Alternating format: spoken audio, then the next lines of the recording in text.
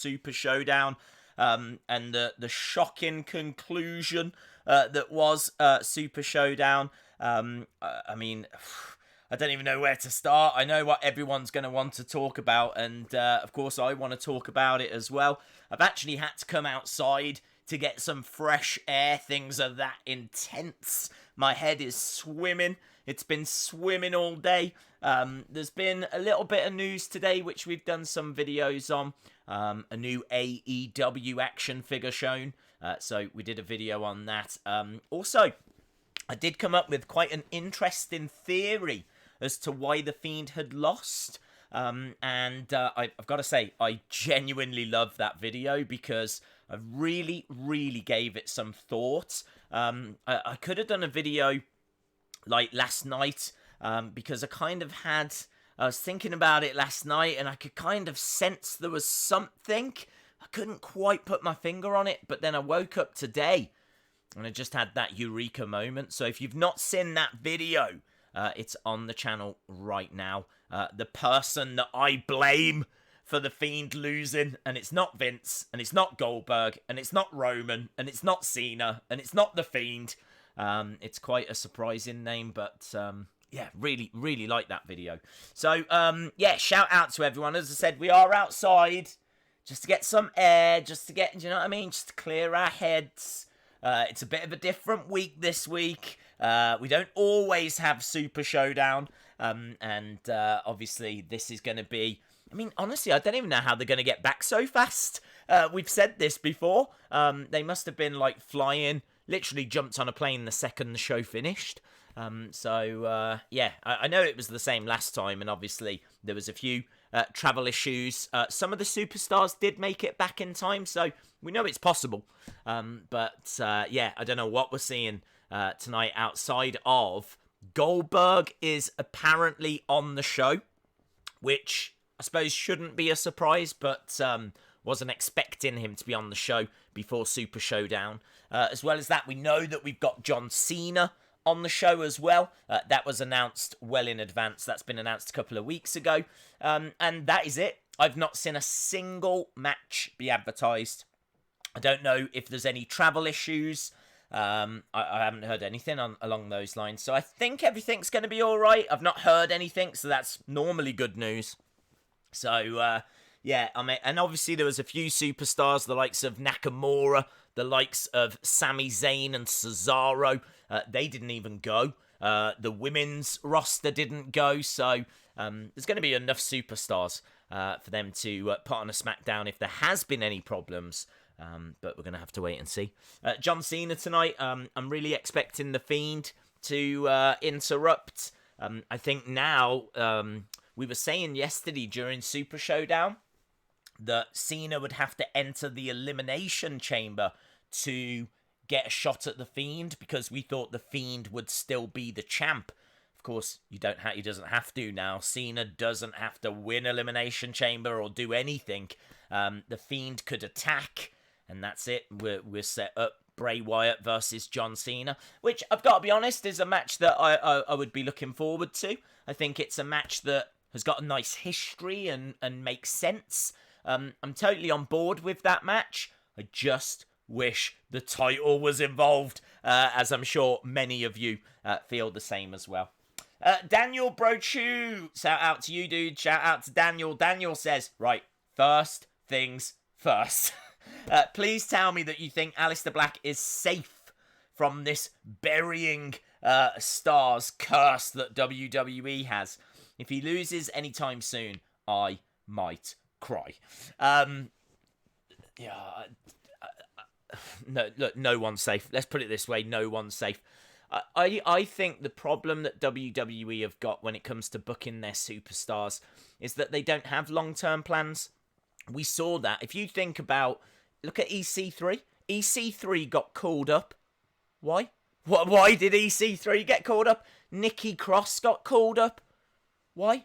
They didn't know what to do with her. They changed her gimmick around, you know. She was coming down and she was all crazed. And then, like, they didn't know what to do. And so they put her with Alexa and then a character got confused. And there's no long-term booking. there's no long-term booking, not for the majority of the roster. I would say that there's a couple of superstars that they're willing to put long-term plans in place for, one of them being Roman. If you saw the video earlier, then you'll know what I'm talking about.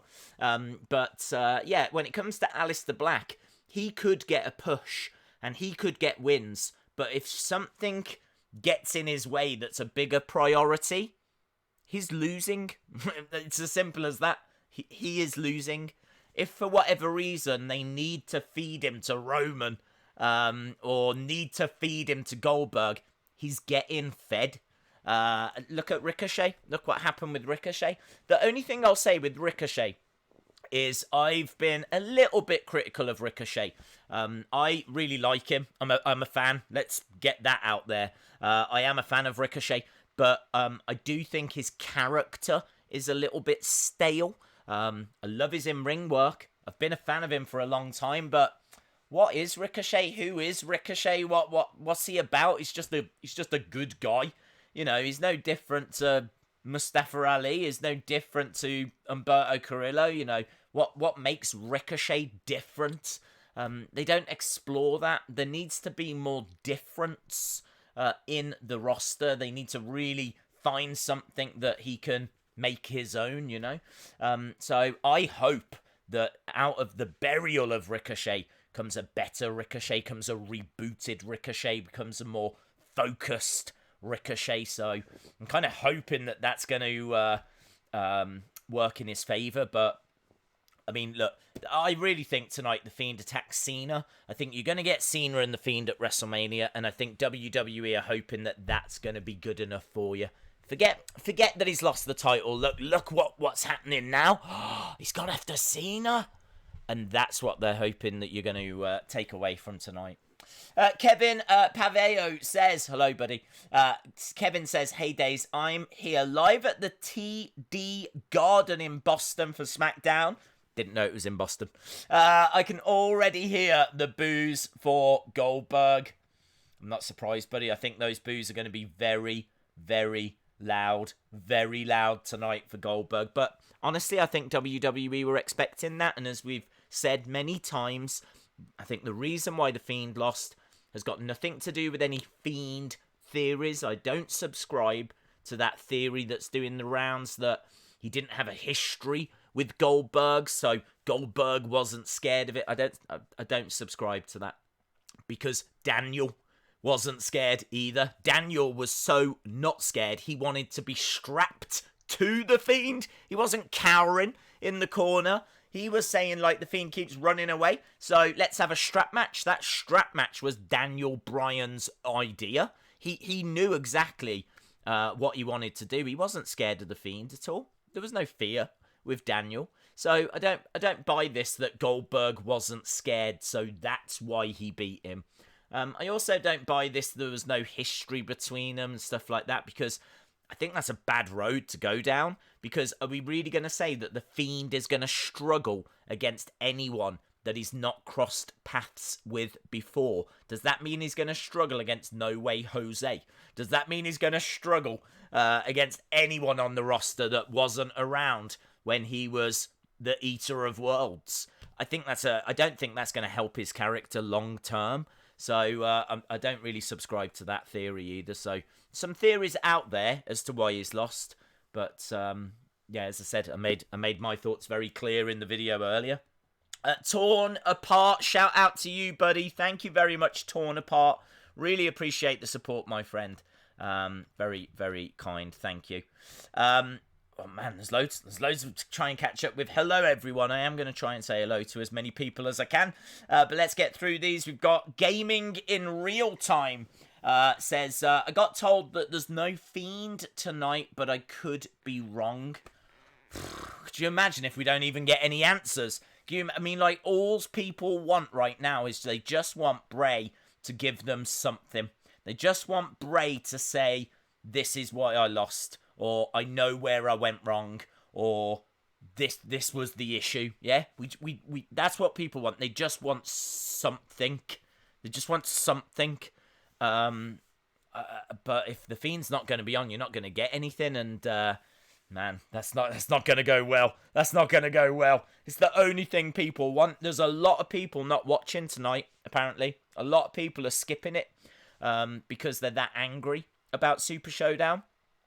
So, I don't know. I mean, I feel everyone's pain. I'm in this boat with you. I totally understand. Let's see. All we can do is see, but I like to be a positive person. I like to sit here and say really positive things because I feel positive by and large, but I really wouldn't hold your breath tonight. I'm not expecting any answers. I'm not expecting Bray Wyatt to say what went wrong. If we get anything, then it might be a Fiend attack of John Cena. That would be roughly about all I'd be expecting. The rest of it will be Goldberg, it'll be Miz and Morrison celebrating, it'll be Bayley gloating, so on. Jody says, my soul is still broken. Yeah, I feel your pain, bud. I feel your pain. I mean, the thing to remember is that the Fiend is still here. Still, you know, he's not like left WWE or anything. They can still tell amazing stories in the future. He can win the championship back, but you can't fix what's been broken. Or I can't see how you can fix it. And something's been broken. What's been broken now is the mystique of how do you beat the Fiend. Even Seth Rollins joked on Twitter today. Seth Rollins sent a tweet out. I've retweeted it onto my Twitter. And he says, is all I needed to do was just a jackhammer. Even Seth Rollins is taking the mick out of this. Because it's unbelievable. It is unbelievable. Jerry Lopez says, Days, do you know that John Cena is coming back? Well, there's big rumours, buddy, that he is going to be having a match at WrestleMania this year. WrestleMania 36. It was believed that he was going to be facing Elias, first of all. Do you remember those rumours a little while ago? Cena versus Elias. Then it changed, and now it's changed to Cena versus The Fiend. So, yeah, it seems like we're going to get Cena versus The Fiend. That's the rumours. Yeah, I mean, last week it was Fiend versus Roman. Then it changed to Fiend versus Cena. I presumed, I hold my hands up, wrongfully, but I presumed that it would be for the title. It just makes so much sense. You look at it and go, Cena's on 16 championship reigns. Ric Flair's on 16 championship reigns. You know, there's a story there where he needs one more. And then you've got The Fiend, who's one of the hottest characters WWE have had in years. It's a no-brainer. It's a real no-brainer. It's one of those where you go, Vince, yeah, even you can't mess this up. But wow, here we are. Here we are. Well done, Vince. Well done. A round of applause for Vince McMahon, who manages to snatch defeat out of the jaws of success. Eric Haberman says, Days, I ordered one of your shirts. Oh, dude, thank you. That's amazing. Make sure you send me a picture because I will gladly retweet that out. Hopefully you've got a new Twitter account up by now. I got the one with the Hornet and it says Wrestling Days on it. Yeah, this is the other one. This is the Japanese one. And again, I said this, I think, on this is the NWA podcast interview. This one here, it's got a little Japanese logo here, which I'm told says Days, but it could be cat. Could be anything, I don't know. Could be, like, yay Goldberg, for all I know. Vince is a sexy man. I don't know. But I'm told it says Days, so I'm just going to hope that it does. Thank you very much, Eric. Really appreciate the support, dude. Vape Ross Vape, shout out to you. Vape Ross Vape says, Days, that was more like a slack hammer. A slack hammer. Yeah, you're absolutely right. There's a lot of people saying it wasn't even a jackhammer, it was a suplex.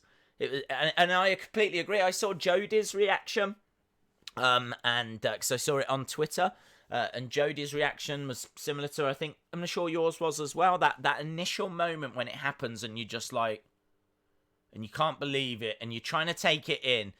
And I can even tell you what I was thinking at the time. I can even tell you that the moment it happens, it's like, that was a 3. and you're watching, and what I'm looking for is any movement at ringside. Is someone going to come down and say, no, the ref's a fake ref? Is a second Fiend going to appear? Where's the next part of this story? Because that can't be it.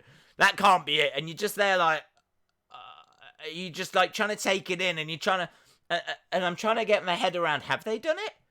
I think they've done it. It looks like they've done it. Where's this? Is there another ref? Is there someone coming through the ring? Is someone going to come running down? Is Vince going to come out and say restart the match, or what's happening? And I think for me, my heart was like properly broke when I think there was a little bit of hope, just a touch of hope, and it's the hope that kills you. But there was a little bit of hope when the lights went out. When the lights went out, I was like, oh, here we go. In my mind, I'm thinking, is there going to be something else? Is this a new character? Is what's happening here? Where do we go here? What's happening now? And you kind of like, please be Summit, please be Summit, please be Summit. Lights came on and he had disappeared. That was it. The Fiend had gone. The Fiend had gone. And you just like, I can't believe this. I can't believe this. I can't believe they've done that. And then your head just starts racing, doesn't it? And then you start trying to figure out, why have they done that? I do agree with people that the Fiend isn't buried, okay? I think the Fiend's a great character. I think he's got a great Firefly Funhouse gimmick, and, you know, they can always do Funhouse episodes, and, I feel like there's still ways forward, but there's just not really a way of now explaining how he lost so easily. It was easy. It was so easy. And what I don't get as well is that I really feel like it makes the Fiend seem quite stupid. And I hate saying that, but anyone could look at that and see that he was going to get speared. It's a no-brainer. When you're going in, yeah, and you're standing there and you've got your jacket on and you've still got to take your jacket off, you're vulnerable whilst you're doing that, yeah? Because your hands are obviously in the sleeves whilst you're taking your jacket off. And not only that, you're like exposing yourself to a spear. It's his main move. It's his signature move. Do you know what I mean? Like, his signature move isn't a missile drop kick or something that he's got to get up top and mess around with. He runs forward and spears you. It's like, why have you not took your jacket off outside of the ring? Like, that makes sense. You're going to get speared, mate. And he absolutely did. Got speared 4 times, didn't he? And but again, kicked out. There's people saying, I think he wanted to lose. He kicked out twice. If he wanted to lose, then wouldn't he have made it more dramatic? Wouldn't he have, like, sacrificed himself? If he wanted to lose, wouldn't it have been more obvious? If he wanted to lose, like at Hell in the Cell, he stayed down. He stayed down. As soon as the match was called off, he was straight up. And I know people are saying that he was straight up after the pin, but he wasn't hurt. He doesn't feel pain. So why would he stay down? There's no need for him to stay down. But he took the loss, and if he wanted to lose before that point, he kicked out twice. I can't understand why, if the story is that do you know what? It would have been so much better, wouldn't it? So much better if he'd have just kept his jacket on, yeah? Bell rang. He walked into the middle of the ring, put his arms out, looked up to the heavens, spear, 1, 2, 3. Because then Goldberg's got the title, but Fiend doesn't look weak, because Fiend is someone that clearly sacrificed himself. We don't know why, but at least it was the Fiend's decision. At least the Fiend wanted to lose the title. Whereas here, I can't subscribe to the idea that he wanted to lose the title because he kicked out twice. It just doesn't make sense. I don't understand. There's so many better ways they could have took that title off him. It's not... I said it last night, and I promise we will move on to other things. We'll take other questions and comments and everything. But I did say it last night. It's not that he lost.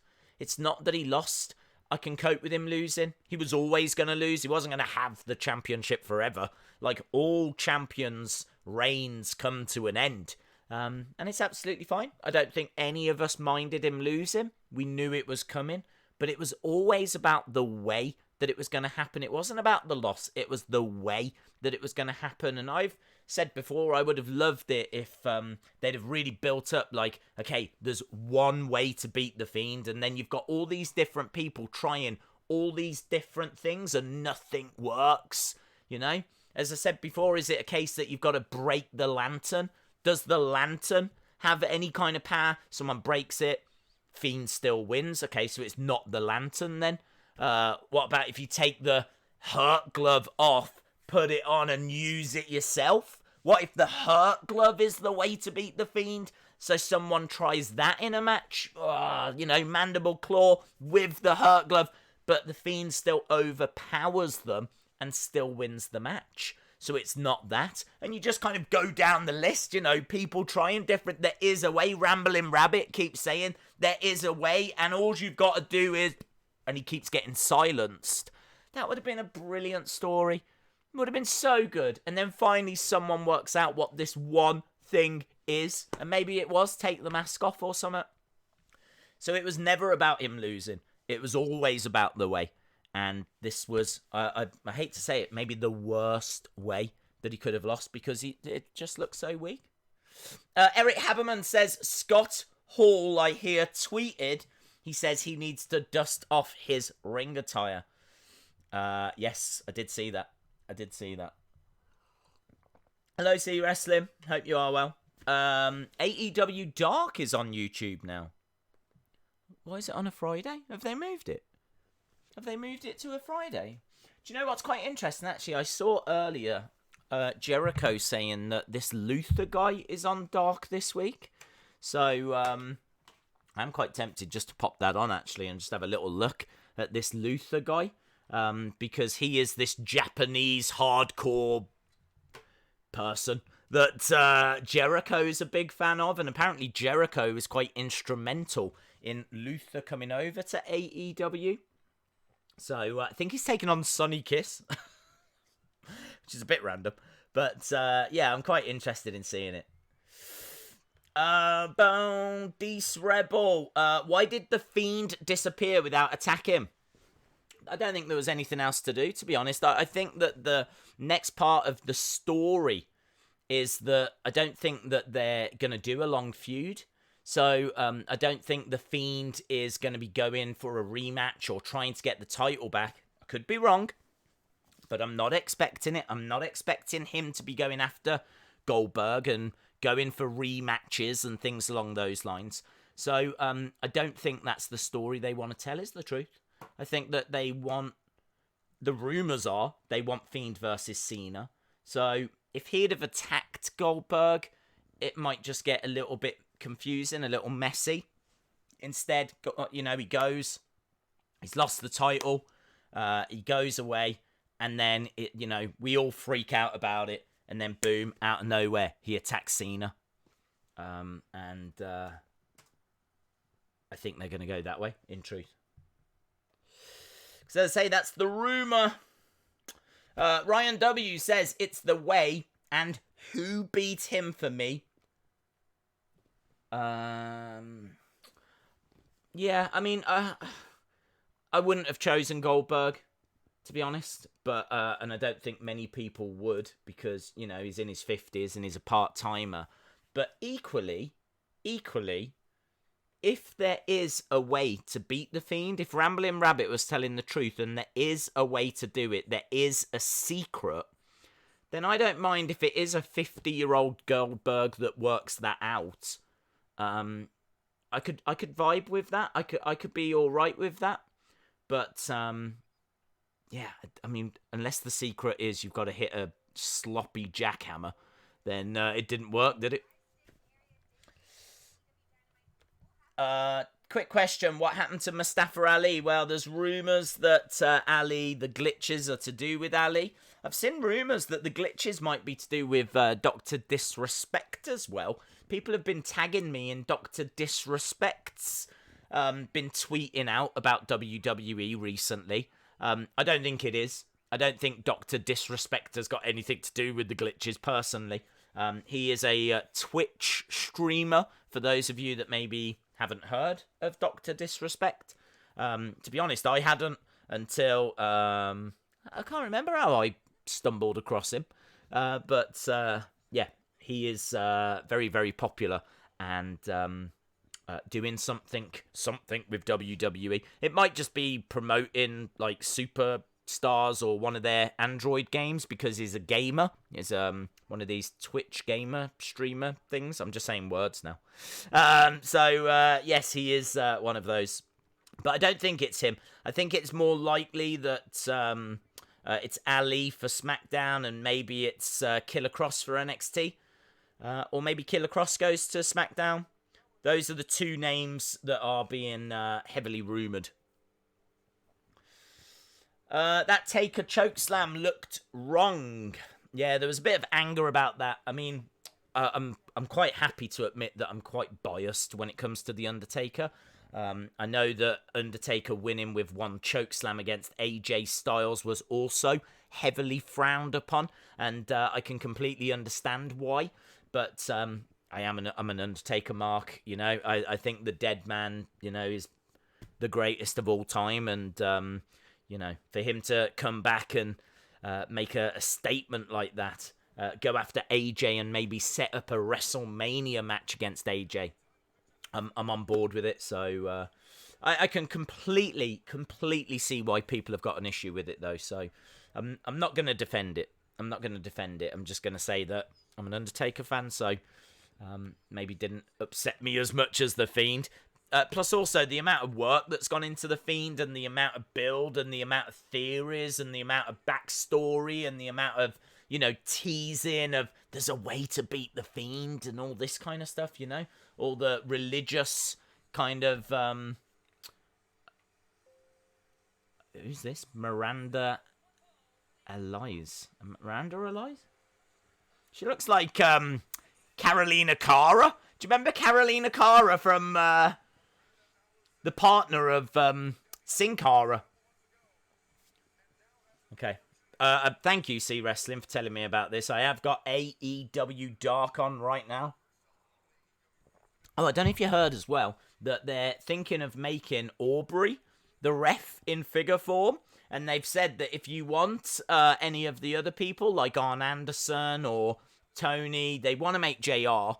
But if you want any like non-wrestling personalities, then you should get in touch with them. So, yeah. And obviously big news earlier about the Jericho exclusive figure. Little bit of bubbly. Which looks a lot of fun. Eric Haberman says, I'm still having problems with Twitter.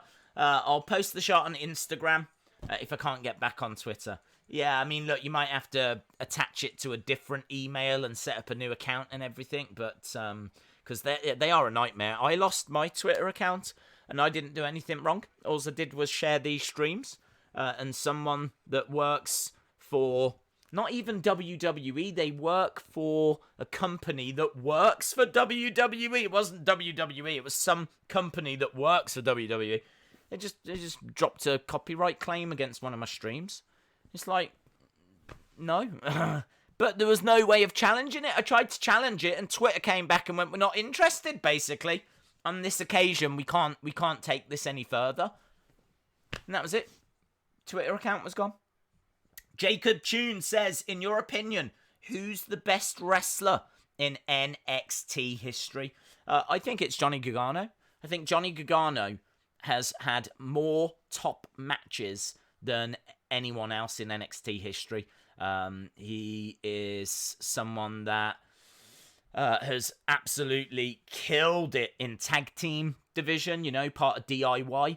He's absolutely killed it when in as a solo star. He's had some of the best storylines as well. Certainly the one with Tommaso Ciampa. But I think what he's been doing with Adam Cole and those matches, which that match against Adam Cole is the highest rated WWE match ever. Him and Adam Cole had the highest rated WWE match ever. But it's not only against Adam Cole. He's had like a 5-star match against Andrade. He's had a 5-star match against Tommaso Ciampa. He's had, I don't even know if it was 6 stars or 5.5 or 6 stars against Adam Cole. But yeah, he's proven himself against lots of different superstars across a decent period of time in both the tag division and as a single star. For me, the best NXT superstar, Johnny Gargano.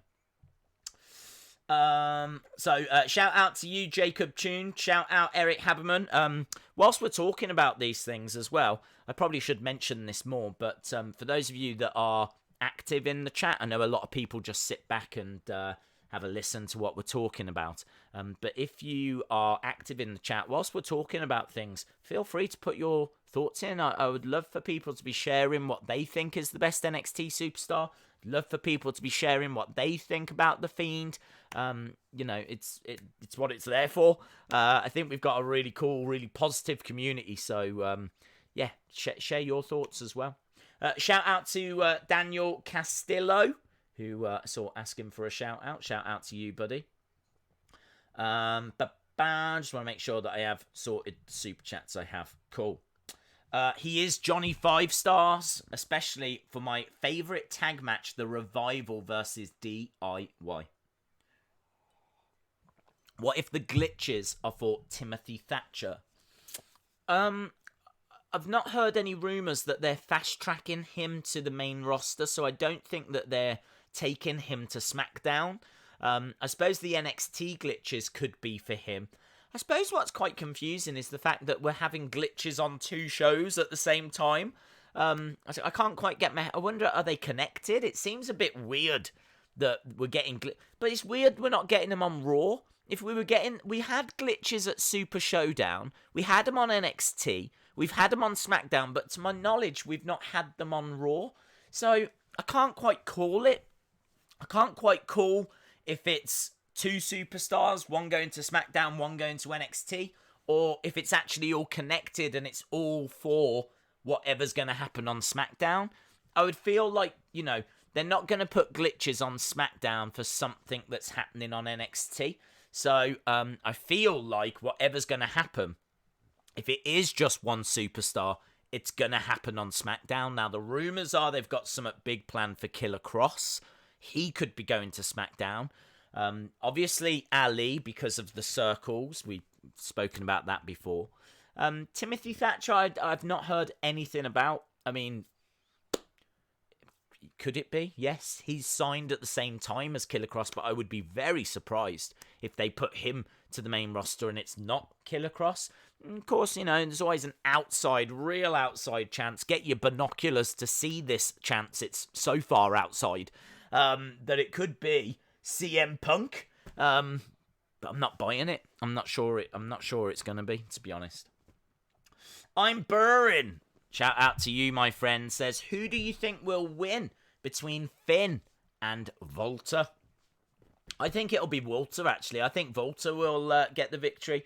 I think Finn as NXT UK champ would be cool.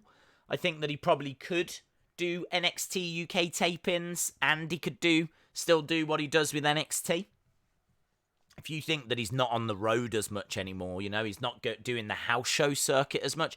I know they do some NXT house shows, but it's nothing compared to what they do with Raw and SmackDown. So he could definitely win that title and work both brands. But I'm not sure. I'm not sure why you would want to put Finn over Walter. I feel like Walter is a very special talent. I feel like Walter is big, he's dominant, he's been a great NXT UK champion, he's beaten everyone that stood in his way. What's the benefit in I don't want to say burying, just because someone loses, they're not buried, right? So I don't want to say burying Walter, but I don't get the point in Walter losing, unless they were building Walter up to feed him to someone like Finn. Perhaps this was the end goal. Perhaps this has been the plan for a little while. The plan is, let's build Walter up because we're going to feed him to someone like Finn Balor. I wouldn't go that way personally. I would build Walter up. I would give Walter the win over Finn Balor, keep him as the NXT UK champion. And I just think this is a really good match, main event match for TakeOver Dublin, because they're in Ireland. Obviously, Finn Balor's Irish. Makes perfect sense.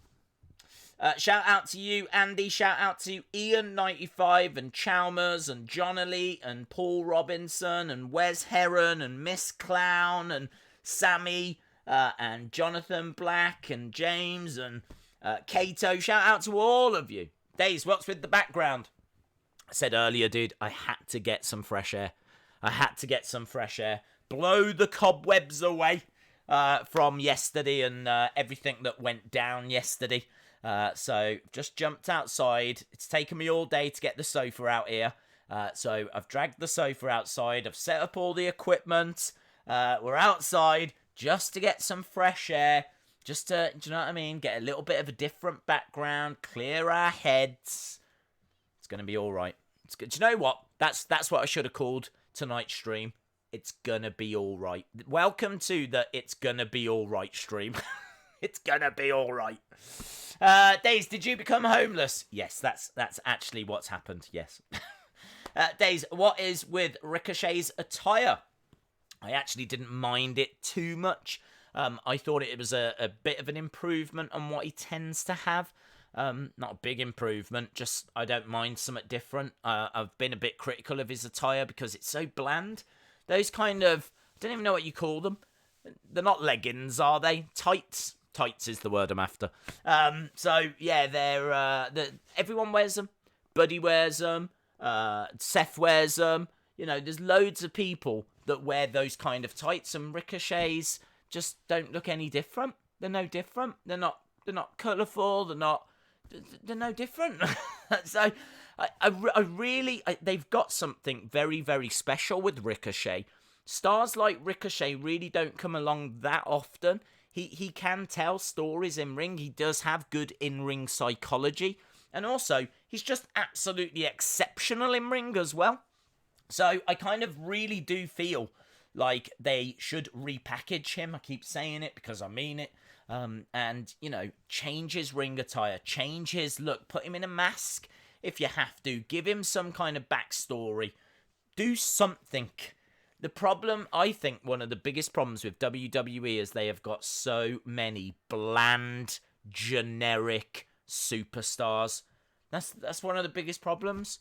Like, why would you root for someone like Humberto Carrillo over a Ricochet? Like, what's the difference between them? Do you know what I mean? What do they stand for? If you go back to the Attitude Era, everyone kind of felt like they had quite strong personalities.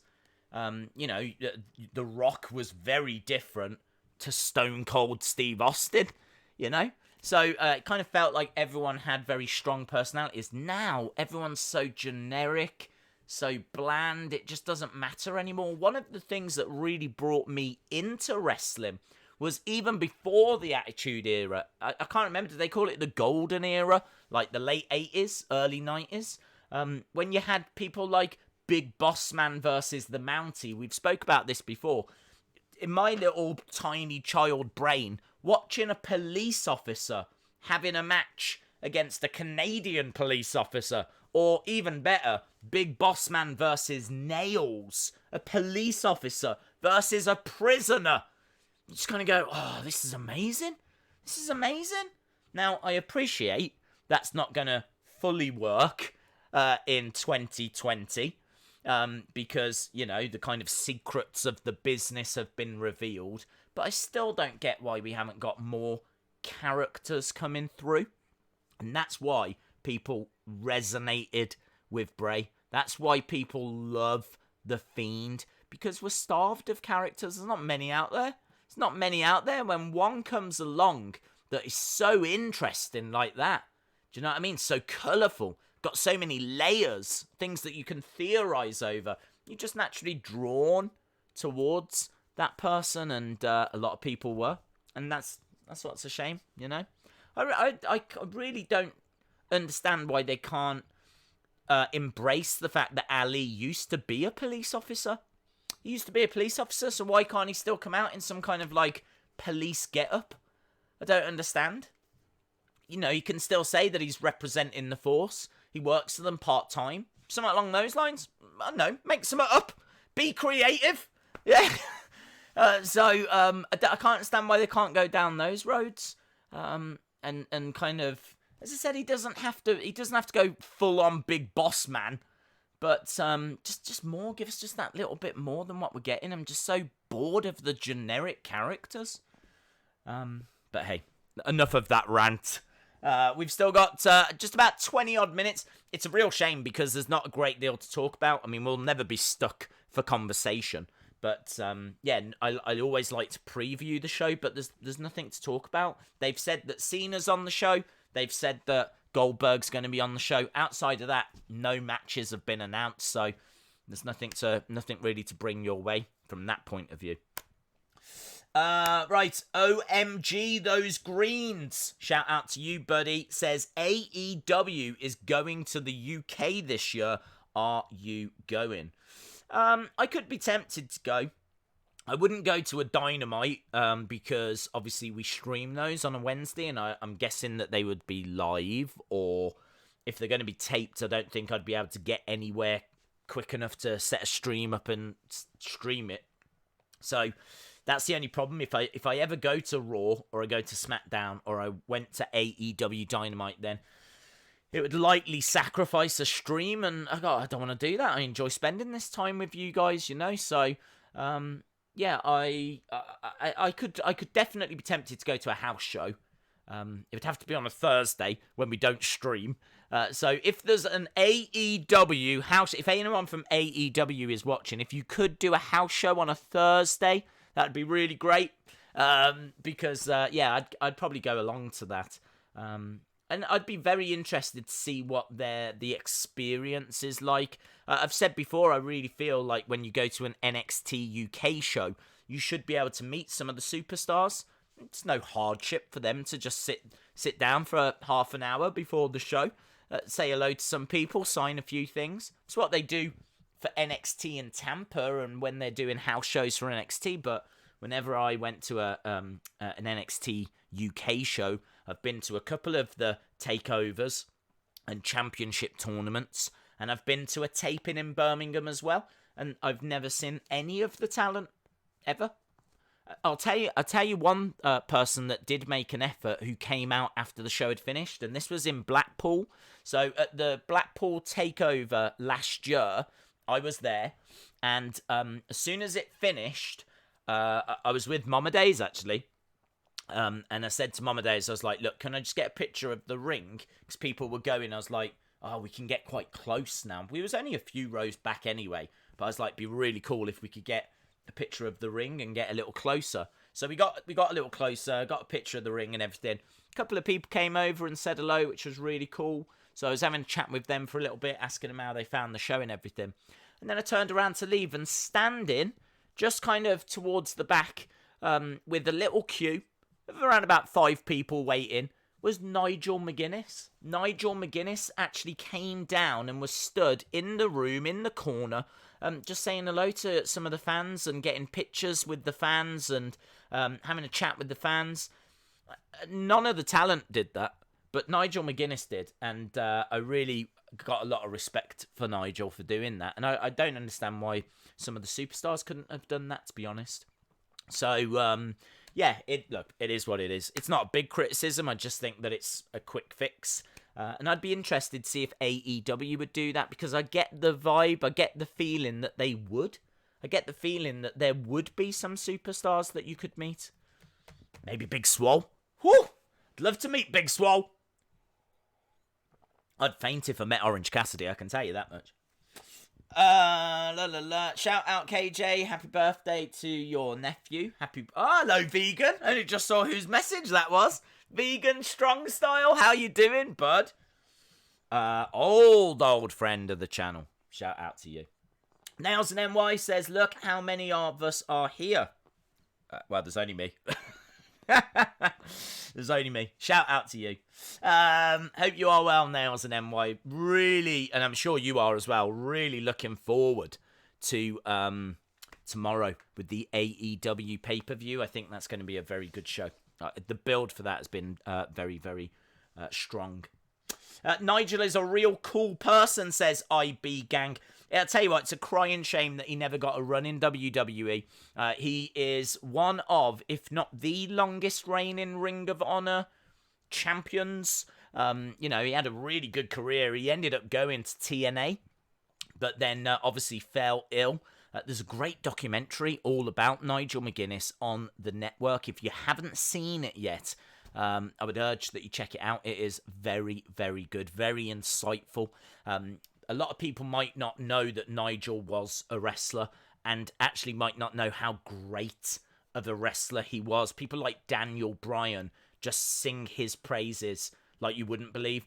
I can remember getting a magazine in the mid-2000s, and I obviously, there was no way of watching Ring of Honor really then for me. Internet was still kind of in its infancy.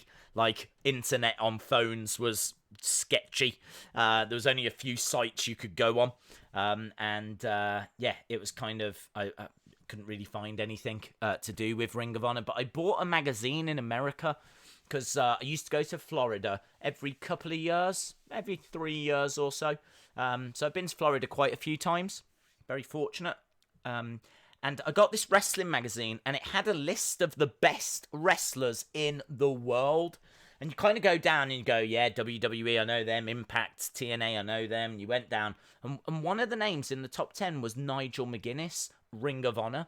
And I was like, I don't know this guy. And what blew my mind is it actually had the flag of the country that they were from. So you would look and see what nationality they were. And I'd look across and I'd see Nigel McGuinness. And he was from the UK. I'd never heard of him. I'm a UK wrestling fan, and apparently one of the top wrestlers in the world is from the UK, and I had never heard of him. So he's actually been on my radar for quite a long time. I did really look him up after that, and he brilliant, just brilliant. I don't know how we've got on this subject, but we will move away because I know people want to talk about the Fiend and what Goldberg and everything. But hey, look. At least we're still talking about wrestling. Eric Haberman says, yes, we need a good show tomorrow. Can't wait for Revolution. I know. Days, do you think The Fiend should retire Goldberg since he took the Universal Championship? No, to be honest. I mean, he could, but I'm not bothered. I mean, for me, Goldberg was kind of retired. I think that every time that we see Goldberg, it kind of feels like it's the last time you're going to see him anyway. Honestly, at WrestleMania, if he faces Roman, that's going to feel like the last time we're going to see Goldberg. So I don't feel like him retiring Goldberg is that big of a thing. If it was someone like Randy Orton, that would be huge. That's who he needs to retire. Fiend versus Randy. Finally, the feud that we've been waiting for. Randy was the one that burnt down the compound. It could be that if we do find ourselves at the point where Randy's like, it's time for me to step away. I mean, it's been going a long time. It broke through in, 2003, 2002? So he's had an 18-year career, Randy Orton. So, I mean, I know he can keep going. He could always come back for the odd WrestleMania thing. But I think to retire him from full-time competition, that would be a big achievement. That would be something to brag about. But retiring Goldberg, he should have retired already. In fact, he had. We hadn't seen him for years. And then now he's just like an annoying rash that just keeps coming back. So, I'm not too worried about him, that one. Days, CM Punk was seen with Tony Khan in Chicago. I think he would come back if the money's right. He's already said that. He's already said that if WWE put a big enough bag in front of him, right? And obviously he wants money in the bag. He's not just like a bag fan. He wants money in the bag. But if they put a big enough bag in front of him, then we're talking. So if he's out with Tony Khan, I wouldn't be surprised. That sounds like he might be trying to make something happen. Not necessarily going to AEW, but maybe just starting to panic WWE a little bit. The last thing they need now is CM Punk going to AEW. So that could actually be very, very good news. Shout out to Cool and Fun Time with you, Bade and a bid. The fans are to blame for Goldberg's win. Ooh. You know, sometimes you read the start of a comment and you go, this is going to be tasty. I'm going to drink some more coffee and then I'm going to finish that comment. The fans are to blame. Okay, here we go. Here we go. Settle back, children. Let's read this one. Somebody says, and I'm not saying you're wrong. I can't wait to read it. The fans are to blame for Goldberg's win, as they refuse to allow Roman to be successful, even though Roman would have been better. What do you mean by Roman would have been better?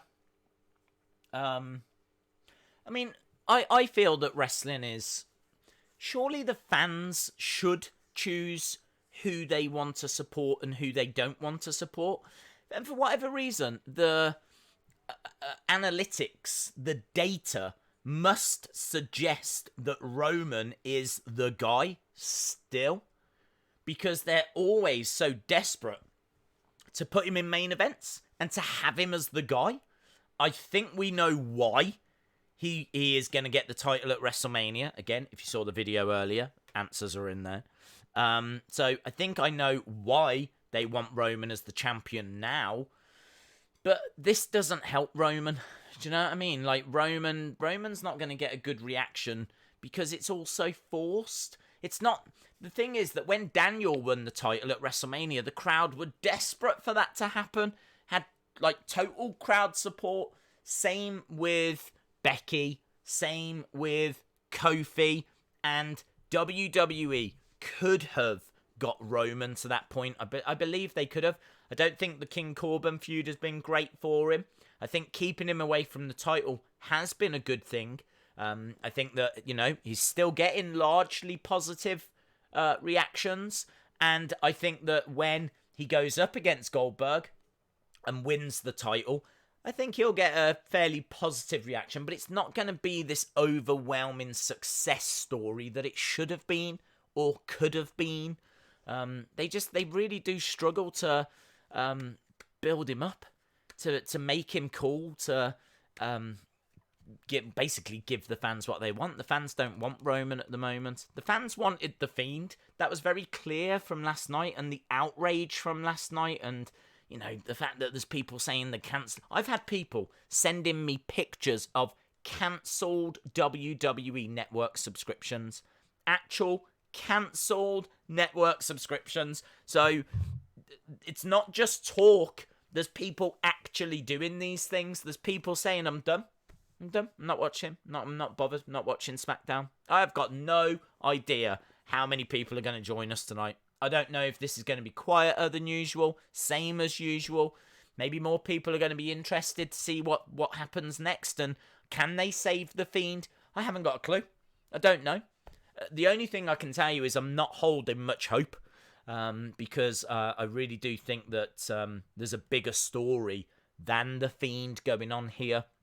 I think this is all to do with Roman and Goldberg and WrestleMania. And so, sadly, I think The Fiend's loss was to set that up, more so than anything to do with The Fiend. So it's going to be a hard one to explain this. Hard one to explain. Bray actually said, for those of you that didn't hear, let me just quickly... We've still got a little bit of time. We've got 5 minutes or so until SmackDown begins. Bray Wyatt, let me tell you what Bray said. Some of you will have seen this, but some of you won't have. Bray Wyatt said, life is a circle, which is actually a little bit interesting because that glitch is a circle as well, isn't it? Life is a circle. No matter what beast you make of yourself or how bright one side is, inevitably the dark side comes again. But the beauty of the circle is round we go. What if Ali comes back? What if it was Ali and he comes back and he's part of the Funhouse or something like this? There's a few people saying that Bray's got a little bit stale recently, and I hate to criticize Bray, but I do understand. I think when Bray was at his absolute pinnacle was when we had those Funhouse episodes, and then you could theorize about them and talk about them and what did they mean, and was it all in his head, and what were the deleted tweets about? And do you remember Man in the Wood going back to like 2015 when the Fiend was spoken about and no one had noticed? And there was all of this kind of stuff, theories and everything, and I really feel like that's when he was at his most mysterious, his most intriguing. And then there's been some good stuff. I'm thinking about what he did with The Miz in Miz's house. Thought that was good. The burning of the Funhouse was obviously a big moment when Seth did that. But really, he hasn't been able to kind of create an intrigue as much since he's been active on the roster. So I kind of feel like it's just drifted a little bit. We needed some fun houses, Plus also the lack of answers. We've not been getting answers. It's kind of gets a bit boring theorizing about stuff and not getting any payoff. You talk about all these different theories and everything, but it never leads anywhere. It never goes anywhere. And so if there'd have been some answers coming in, then I think people would have at least got a little bit of satisfaction. And then that's another piece that we can put in the puzzle. But there was none of that. There was none of that. It seemed to be allowed to just go a little stale. I actually heard, this came from Brad Shepard, so take it with a pinch of salt, but Brad Shepard on Twitter said that he had heard that Fiend versus Cena in Vince's eyes is as big as a championship match. He feels that giving him Cena is as great as being champion still. But also, the other rumour that Brad reported was people backstage are saying that The Fiend has lost momentum. The Fiend has lost momentum, and that's another reason as to why they potentially took that championship away. So, again, I don't know the truth on those. I can only tell you what's being reported, and that is what was being reported. Ryan Miller says, Days, how does WWE fix the pre-WrestleMania mess that they started last night? Well, I mean, you're going to get Brock versus Drew. So that's done. Okay, forget about Ricochet. He might come back with a slightly changed gimmick, or he might say that he's nowhere near where he knows he needs to be, or blah, blah, blah. Okay, so that's that. In regards to The Fiend, I'm expecting him to attack Cena, and I think that all the news and reports coming out is going to be about how Fiend is trying to get revenge for WrestleMania 30 and all this kind of stuff. And I think they're going to very quickly want to just move on from the Universal Championship. So I think that'll kind of explain that. Goldberg will end up going up against Roman. I think Roman wins Elimination Chamber. That means Roman can win the title at Mania and not be booed out of WrestleMania. So that's that. And I think Bayley Sasha is still being rumoured. I think that'll be very interesting. So that'll be what Bayley does. We already know that it's going to be Charlotte against Rhea Ripley. We pretty much know it's going to be Becky against Shayna Baszler. So you can already see WrestleMania kind of coming together. So I feel like last night was a mistake. I'm not sure it was a mess, because I think that it is part of a big plan. I think they know what they want at Mania, and I think that what we saw was a step in that direction. So I'm not sure I would say it is a mess. I would totally agree it was a mistake. But look, let's see. All I can tell you is what's being reported and what's being rumoured, and well, they're not always right, are they? The rumours. So we'll have to wait and see. Fiend attacks Cena tonight. It could be. It could be. I tell you what, I really miss. In a way, I miss the days before the internet, because now you read these rumours. I mean, like, if we didn't know about Fiend and Cena tonight, if he does attack Cena, would be a real big surprise. And I think, like, that's where the kids really benefit, you know? Like, when you're surrounded by wrestling and you're being sent, you know, I really appreciate it. People obviously send me rumours and things on Twitter. As soon as something gets reported, someone will send me a link or something. So there's no way to avoid them, and I wouldn't want to. I like to try and keep myself in the mix with what the latest rumours are and what's happening, so that when we do these streams, I can kind of give you the latest info of what's being spoken about. So I like to kind of be in the loop, but part of me does miss just not knowing, you know, where the show happens and it's like, well, what's going to happen now? What next for The Fiend? And Cena's on the show tonight, and what's going to happen there? Whereas, sadly, because of all the rumours, you kind of think that you already know. I'm jealous of kids. I'm jealous of the kids. Right, we are going over to SmackDown now, my friends. SmackDown time. Breathe in that fresh air. I mean, I probably should have set it up, maybe not in a back alley, thinking about it. Goldberg's coming out. Alright, let's hear this response. Boos for Goldberg. Kind of a mixed... I think it's more boos. So... yeah, you heard that correctly. So, Goldberg. I think there's a few in the crowd that are chanting the Goldberg thing. There's no epic entrance of him backstage. He's just come walking out. We're starting the show quite hot. We're starting with Goldberg. What's the signs? I think the signs are going to be fascinating. There's someone in the crowd that's got a sign, and it's a picture of the Fiend, and I saw the word silly. Silly. I hope the second word's Vince. Silly Vince. Or silly Fiend.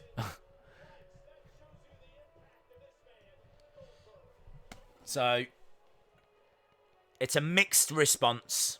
It's not overwhelming boos unless they're hiding them. There's a little smirk on his face. He's got to have known there was going to be a mixed response. He's got to have known. He's having a good look around. There are boos. There's definitely boos. Fiend sign. There is a Fiend sign.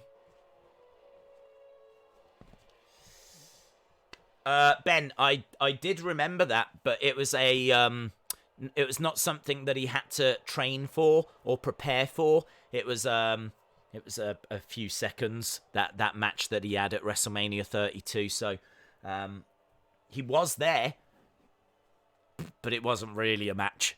It was a moment, wasn't it, that took very little preparation. Here we go. He's going to call himself Fiend Slayer. He might. I could see him being a heel, you know. Fiend changes people. Do not be mistaken. It's not about who was last.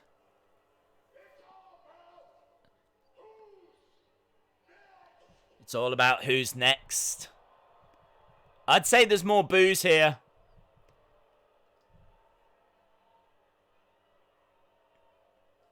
Wait. Roman's music hits. Roman's music hits. Wow, so we're not even going to mess around with Elimination Chamber. Here we go. Ladies and gentlemen, the reason as to why The Fiend lost the championship is, or one of them, is making his way onto the entrance stage right now. Does this mean Roman's next, Cole? Yeah, it does, Corey. It does. It does. Few cheers for Roman. Happy days. Not really. No, why would I be happy? That title should be around the waist of the Fiend, not over the shoulder of Goldberg. Right, so if you are just joining us, Goldberg's come down. He says it's not about who's last, it's about who's next. Basically saying forget about what's been. Forget about the Fiend thing, yeah? I know you're not happy about it, but forget about it, yeah? It's about who's next. Roman's music hits. Out comes the big dog. Does this make sense to anyone? Makes very little sense to me. As to why Roman is able to just come walking out.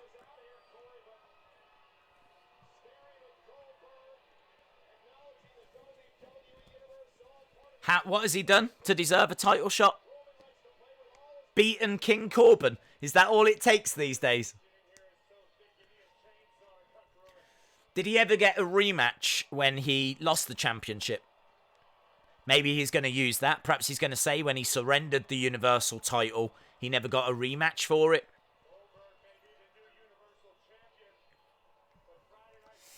Days, I was at school and it was in the morning and I was tired. I saw the headline, Goldberg beats Fiend. I was screaming AEW and New Japan Pro Wrestling in my school.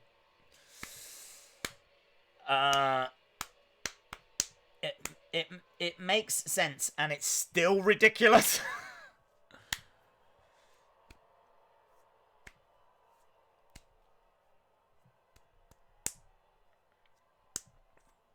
I wonder if they'll do a first match at Elimination Chamber.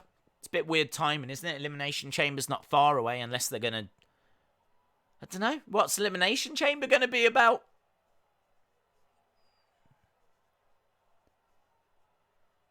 Roman, Goldberg, face to face. Yeah, could you imagine if Roman's like a Fiend fan and he just smacks him in the face? That'd be awesome. Roman and Goldberg staring each other out and, I'm next. I'm next are the words from Roman. And the WrestleMania sign was just put in camera shot then. So there we go. That's how you do it, guys. If you... I should have gone. If I'd have gone to SmackDown... all I needed to do was just step into the ring and say, I'm next. If I'd have done that, I could have been next.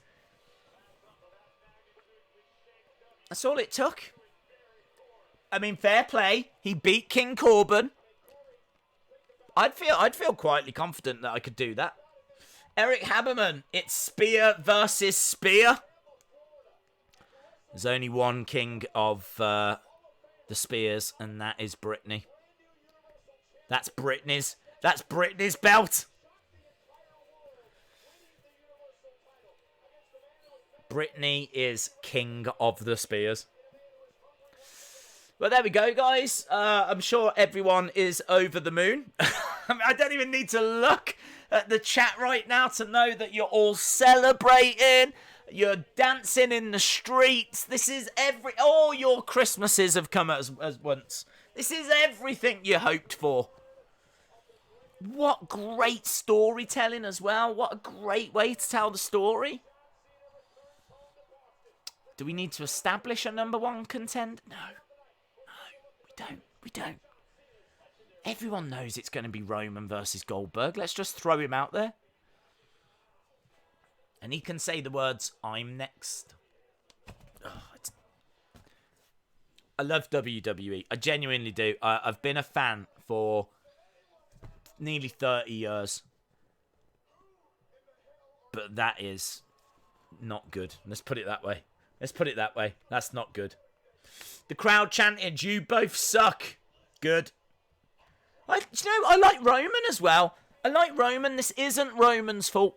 Roman, if you think about what he's been through, I had such respect for Roman. The fact that he had been battling with leukemia and had kept it quiet. He had struggles with it in the past, and now it had come back.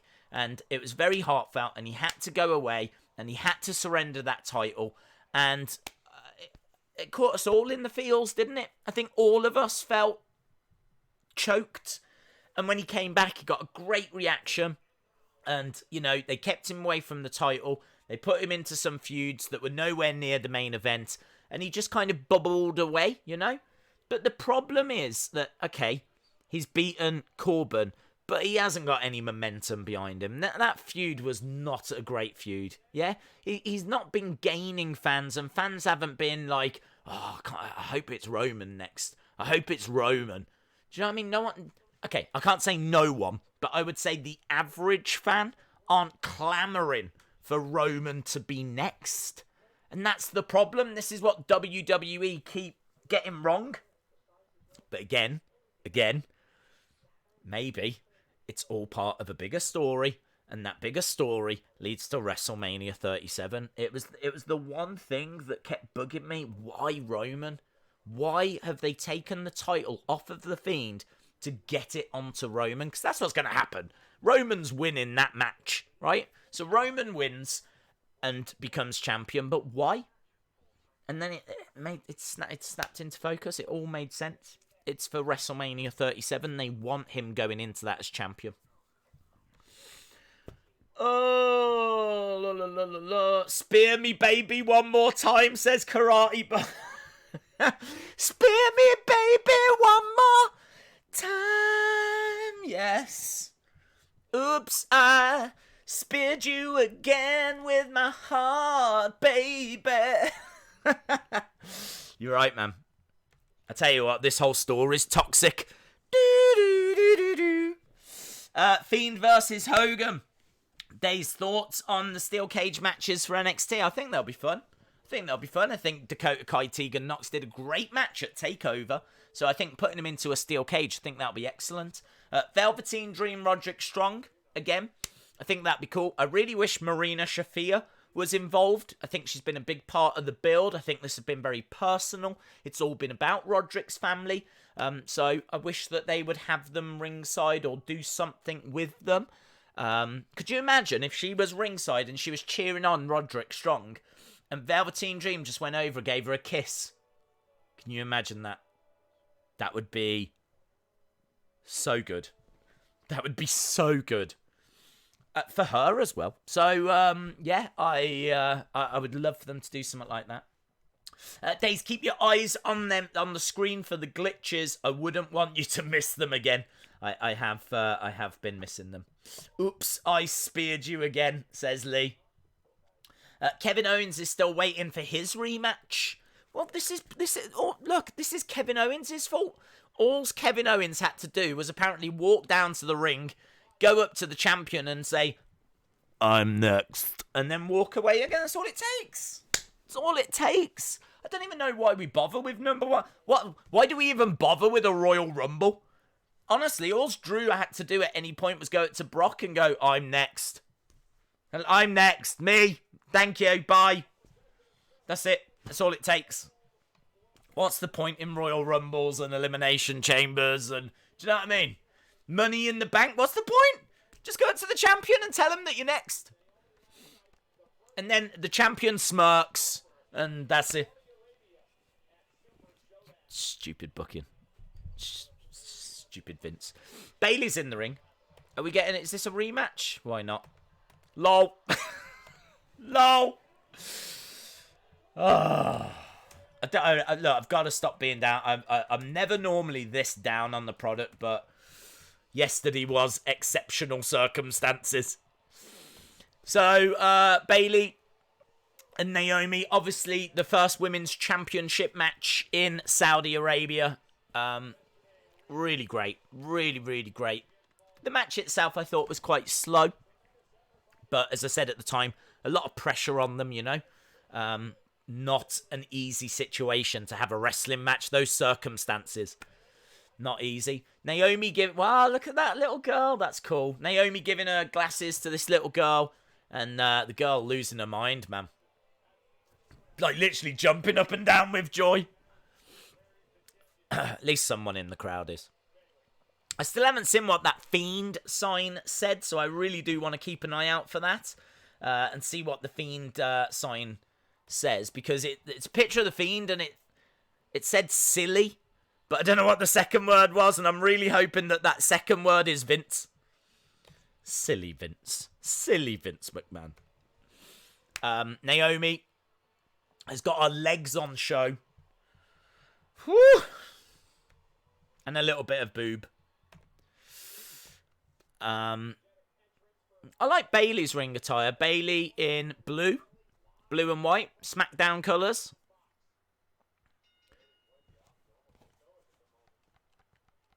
Is this for the championship? I don't know. She wants the mic. Get her back. Get her back. This is ridiculous. What, a rematch?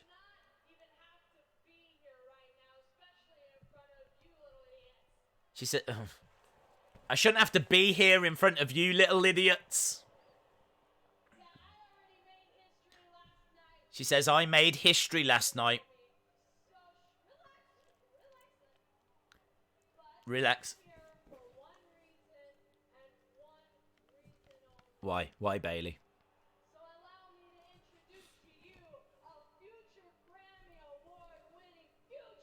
Huh? Oh, Sasha. She's better than Cardi B. Sasha Banks. She has been recording. Boss time. The boss is here. Not the boss that we all hate. The one that we think is cool. She's been recording. Has she been recording an actual album? Look at Bayley, man. Bayley, like, yeah, on the ropes. Just like vibing to Sasha's entrance music. Big smile on her face. Sasha, I got to tell you, she's in wrestling attire. The boss is back. Better than Cardi B. Fact. Bayley knocking down Naomi. I'm not sure what's going to happen here. Clearly Sasha's having a match. So is someone going to come down and this will turn into a tag? Natalia? I don't know. I'm feeling someone's coming down. Shout out LSW. Nice drop kick by Naomi in her hometown of Boston. Yes, good point. Good point, Hayden. It is in Boston. We are in Boston. And Sasha returns. Better than Cardi B. Wow. Aiming low. I wanted Goldberg to win because I want him to face Roman. There we go. Well, Ben, good time to be you, my friend. That's exactly what's happening. Roman deserves the championship after everything he's been through in recent years, and it looks like we will see it. Yeah, I mean, I will admit that's hard to disagree with. I do think that with everything... Oh, it's Lacey. It's Lacey. Here's me saying Natalia. I don't even know what brand Natalia's on. But Lacey's come down. Tag match. It's going to be a tag match, player. Lacey. Yeah. Ember Moon, please, says IB Gang.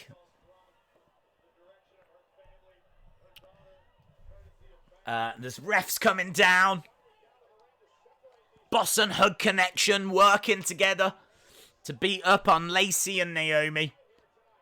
Oh, look at Rebecca Carr on the outside. Has she got authority to do that? Can she do that? I'm not sure she's got the authority to do that. She's just said one of the refs has just made a match. How's the ref made a match? What's going on? I know Vince is like doing the whole XFL thing, but when could refs make matches? What's going on? What is going on? I just don't know what's happening anymore. I don't know what's happening. Boss and Hug Connection versus Lacey and Naomi. Well, all I can say is I hope that she gets reprimanded for that. I'm pretty sure they've got writers. They've got a whole I mean, you wouldn't know it, but they have got a whole creative department. But apparently, referees now have the ability to just... I just don't get it. What is it with the refs at the moment? There needs to be a full investigation. The ref on Raw was wearing a Monday Night Messiah shirt. Yeah, turned out that he was a big Seth Rollins fan. So, I don't understand. How did that referee get past all of the checks? Do you know what I mean? We haven't seen him before. He was from Evolve.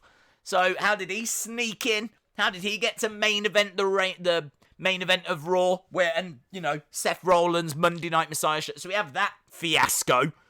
Did they learn? No. Now we've got referees making matches. John Cena will challenge Wrestling Days. Good. Challenge me, because then I'll beat him, and then I'll go on and beat the Fiend for you. Goldberg, I'm not going to be beating the Fiend. I'd finger poke of doom. I'd go down for the... finger poke of doom, I'll go down. If I get the belt... Right, here's the plan. I'll win the championship. We'll have to work out the details on that. And then I'll have a match with the Fiend. If hopefully he doesn't attack me in the build, I'll have a little word and say, look, I'm going to drop you the belt, yeah? And then when it comes to the actual match, I'll just lie down and then he can pin me. We'll get the title back onto him. I'll do that for you. Yeah? How about that? I'll sacrifice myself for you. Vape Ross Vape says, the ref said, you will respect my authority. Yeah? Well, there we go. I mean, look, it's going to be awkward, isn't it? When she goes back through that curtain and goes back to the gorilla position and Bruce Pritchard and Vince McMahon are there going, do you want to explain yourself? It's going to be an awkward conversation. It's like, oh, heat of the moment. I just kind of felt like we should do something. Oh, okay. Well, I feel like you've just violated the wellness policy, so congratulations. And maybe then, I want to see a camera when the ref goes back to the gorilla position and Vince McMahon goes, yeah? Yeah? You? You're out of there! Yeah! For making matches, you haven't got the authority to do that, so do you know what, ref? Do you know what, Rebecca Carr? Yeah? You? I'm looking at you. You know you. Yeah? Not the person next to you, but you. You're out of there! It's one of my favourite parts of wrestling. The over-dramatization of kicking people out of ringside. Be nice for a ref to get their own medicine, wouldn't it? It'd be nice for a ref to receive their marching orders that way. That's what I would do. If I was running SmackDown and a ref just made a match and I didn't know about it, you're out of there. I'd have great pleasure delivering that news, let me tell you. Let me tell you. Right, we are back on SmackDown, and we are underway with the Boss and Hug Connection, taking on Naomi and Lacey Evans. So the Boss is back. As we said, she has legit, see what I did? Legit been recording, so she has got an album on the way. What's the point of Elimination Chamber matches? There is no point. There is no point. There is no point. What's the point in anything anymore? You just go up to the champ and say, I'm next. I'm next. Doesn't matter if you're next. Doesn't matter. It just doesn't matter. Days didn't stream World of Fury 1. Days, you're out of there! In the last year, my dog, my grandmother, and now my uncle has passed. Oh, dude. Sorry to hear that, dude. Sad, sad stuff. Sunny Wolf says, plot twist. The refs are actually the creative team. Oh, there we go. There we go. Makes perfect sense now, doesn't it? Makes perfect sense. Last of the Mohicans. Shout out to you, dude. Days, I'm not going to watch women's match because I don't like those matches. 13 years old, so I am watching the ICC T20 Cricket World Cup. Okay. We all like what we like. I really like Sasha. I like all of them. Jury's kind of out on Lacey, but I like Sasha. I think Bayley's heel turn has been good. And I like Naomi, so it's only Lacey that the jury's out on for me in this one. Sasha running a forearm over the face of Naomi. Ah! She's got a stretch on as well, but Naomi getting up to her feet. Jacob Tune says, Sasha or Bayley take the pin, the other turns. What, you think the turn's happening here? I think it's got to be Sasha. in Boston, Sasha turns face? I don't know. Do you think? So soon? So soon? I don't know. I suppose we haven't got long in a way, have we? We're about a month away.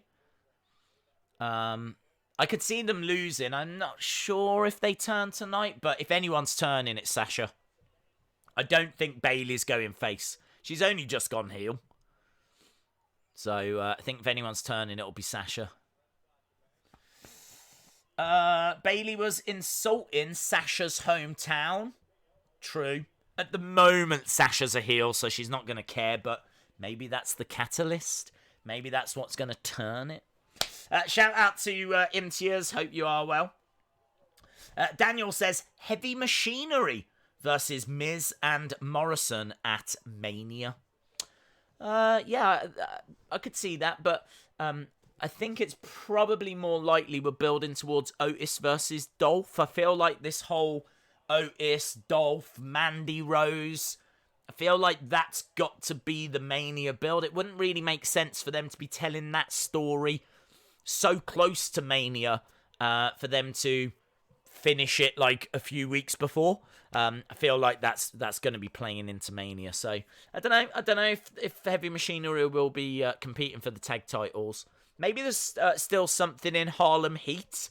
You know, there was rumors that Harlem Heat might be returning. Maybe they come back and challenge Miz and Morrison. Did you hear that Sasha versus Io at TakeOver? I hadn't heard that. No, I hadn't heard that. I thought it was. I'm pretty sure the rumors Bayley versus Sasha for Mania. So I can't see them doing Sasha Io the night before. Lacey with a big boot and the boss goes down. Lacey over the top, drops the elbow. That looked quite hard, actually. She looked like she came down hard. I know she is a face, but is Lacey face or heel? She's a face. Lacey's a face. She's got a daughter, hasn't she? And, you know, she's tagging with Naomi here, so Lacey's a face now. She was a heel when she first came in, and she was doing the... Do you remember, for months and months and months, she was just doing the catwalk kind of a thing. Do you remember how annoying that was? She'd just come down, wave, and then go back again, and that was it. I mean, what was that about? What was that about? Backstabber by the boss on Naomi, but Naomi rolls out of the ring. Lacey grabbing Sasha, hurling her into the barricade. Lacey in control at the moment. This hasn't been a brilliant return for Sasha so far, but reverses it, and it's Lacey that goes into the barricade now. In regards to better character development, I think they should also revert to giving wrestlers more opportunity to express their personalities and not scripting each of the matches. You're right. And as I say that, Naomi pins Bayley and Sasha loses in her hometown. Sasha down on the outside. Naomi and Lacey have picked up the win. That's got to be frustrating. Are we going to see a turn? Are we going to see something teased? Are we going to see nothing? Probably nothing. But Naomi with a kick, sunset flip, and a pin. And Bayley gets pinned by Naomi. It's Lacey and Naomi in the ring. Sasha and Bayley down on the outside. I'm not sensing anything. I think this is going to be a story that's going to continue maybe next week. And that's it. We cut backstage to the New Day. Josh McDaniels. I don't know who that is. Some kids as well. Some random kids. What are is that the creative team? Is that little boy and girl the creative team? Because that would explain a lot. Right, we got Dolph Ziggler. Kofi versus Robert Roode next. Dave's not sure if you've seen the Stone Cold podcast with Vince, but Stone Cold and Vince talk about how Vince used to write the show years ago with another person at the pool. Yeah, it's famous.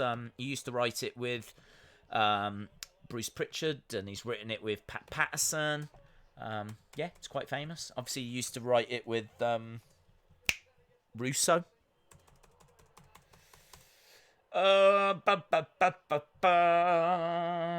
Kofi Kingston versus Robert Roode. Is everyone having a really good time? Yeah, we're about a quarter of the way through the show.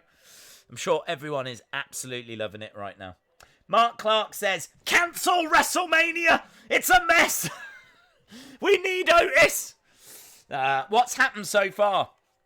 I'll tell you what's happened so far. WWE have found a way of making a bad situation worse. So that's what's happened so far. They've had Roman come out, go up to Goldberg, utter the words, "I'm next," and then walk away. And that was it. That's it. No, don't forget Elimination Chamber. Forget Royal Rumble. Forget tournaments. Forget Money in the Bank. Forget any number one contenders matches. Just utter the words, "I'm next." Do you remember when Roode was glorious? I think it was around about the same time WWE was. Confirmed. That was the creative team. Oh, look, I'm going to try and be positive. I like Sasha being back. It's been a shame that she's been away, but she's been recording her album, but she's back, and hopefully that's going to lead towards Sasha versus Bayley. There's people out there that are going to be pleased, but we've seen Ben in the chat's pleased that Roman's going to get an opportunity for the title, so okay, that's cool.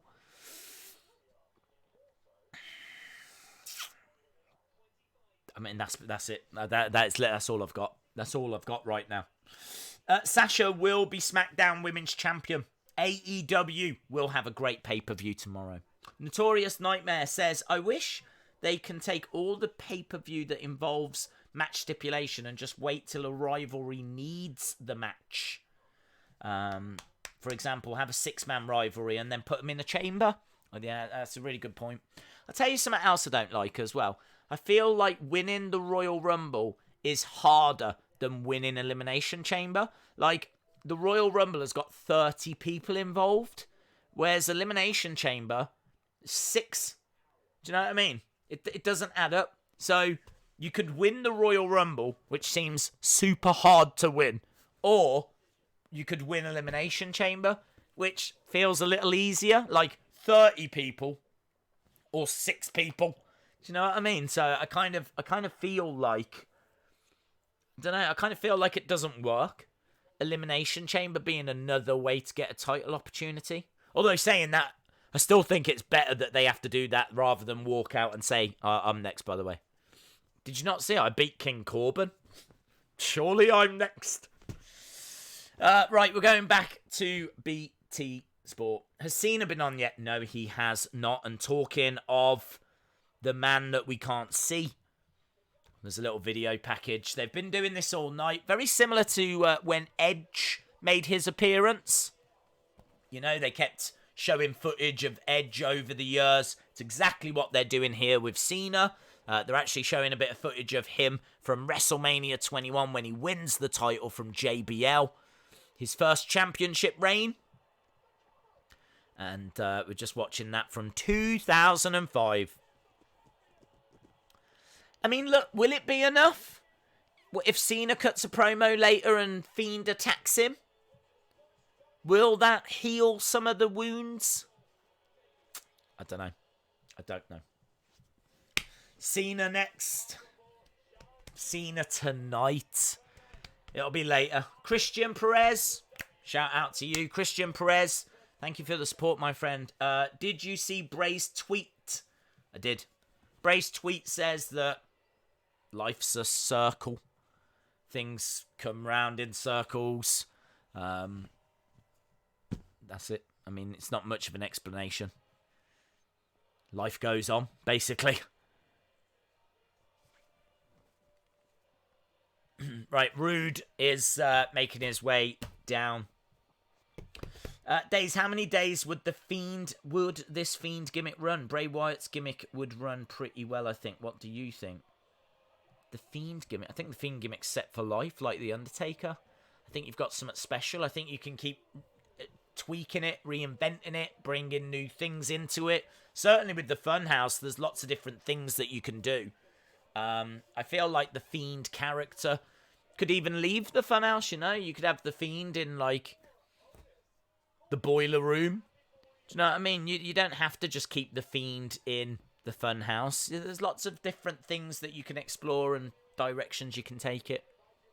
And I feel like that was part of the excitement, was the fact that we looked at the Fiend and it felt like one of the most well-rounded characters that we'd had in years. You know, there was a backstory, there was a reason for it, there was a whole alter ego as well, there was lots of mystery. It was brilliant, and it still is brilliant, and I agree, maybe it's lost a little bit of its mystique now. And I would definitely agree they've taken some missteps with the character. But he's not buried. I don't subscribe to the fact that he's done. You know, Undertaker's lost matches. He's still a legend. There's still other stories that they can tell with the Fiend, so I don't think he's done. I do think he's going to need, you know, big build, big win over Cena, and, you know, this will be not forgotten, but I think the pain of it will have lessened, you know. If you are watching and you haven't subscribed, hit the subscribe. Make sure that you join us because, of course, we are back tomorrow for AEW. And we will be back on Monday as well for Raw, what should be a very interesting Raw. So we will be back for that also. So plenty going on. So make sure that you are joining us. It is, busy time for wrestling, WrestleMania season. Obviously, there's a lot going on in regards to NXT as well. So busy. And I think you'll see that. I mean, obviously, once we get past Elimination Chamber, the very next pay-per-view is WrestleMania. So, Elimination Chamber is a week on Sunday, like 9 days away or something like this. So we haven't got long to wait until the next pay-per-view. Things I think are going to move very quick. There's no time to stand around and worry about what's gone. And in many ways, that's what Goldberg was saying. He was saying it's not about who was last, it's about who's next. So, it's all interesting stuff. We need a fatal four-way at Mania. Reigns versus Cena versus Fiend versus Goldberg. That would be fascinating. You are putting a lot of talent into one match there. I think that's brilliant. Roman, who's never lost the title, had to surrender it, is put himself in there. Still don't really like that part of it, but whatever. He is, one of the biggest names they've got, maybe the biggest. So Roman, the current champ Goldberg, Cena, who's trying to get that record, 16-time champ, trying to get 17, and the Fiend, who's just lost the title. I could vibe with that. As a match. Fatal four-way. I don't know how great of a match it would be, because obviously Cena's a part-timer now. Goldberg's not brilliant in the ring. Fiend is pretty much a brawler. Roman, he's not got a lot to work with in there. I don't know. I wouldn't be expecting that to be a 5-star classic. But I think there'd be a lot of theories for that match. There'd be a lot of intrigue for that match. I could vibe with that. A Fatal 4-Way would be the first time since 2000. Imagine the Fiend versus someone in an Iron Man match. I'd rather have Goldberg beat the Fiend than Goldberg, says Jalen. Days, throughout this match, I predict that we will see a glitch. I also predict that we will see Otis attacking Ziggler. What, during this match? That's a very good point. I gotta be honest, I wasn't really paying this match a great deal of attention because these are the exact kind of matches I hate. This is, for me, a tag teams in singles matches. Kofi is in the New Day. And I've got no interest in seeing him having a singles match. This is the kind of thing that I would expect to see on SmackDown Dark. If they did a SmackDown Dark, like a B-show kind of a thing, this is the kind of thing I'd expect on that.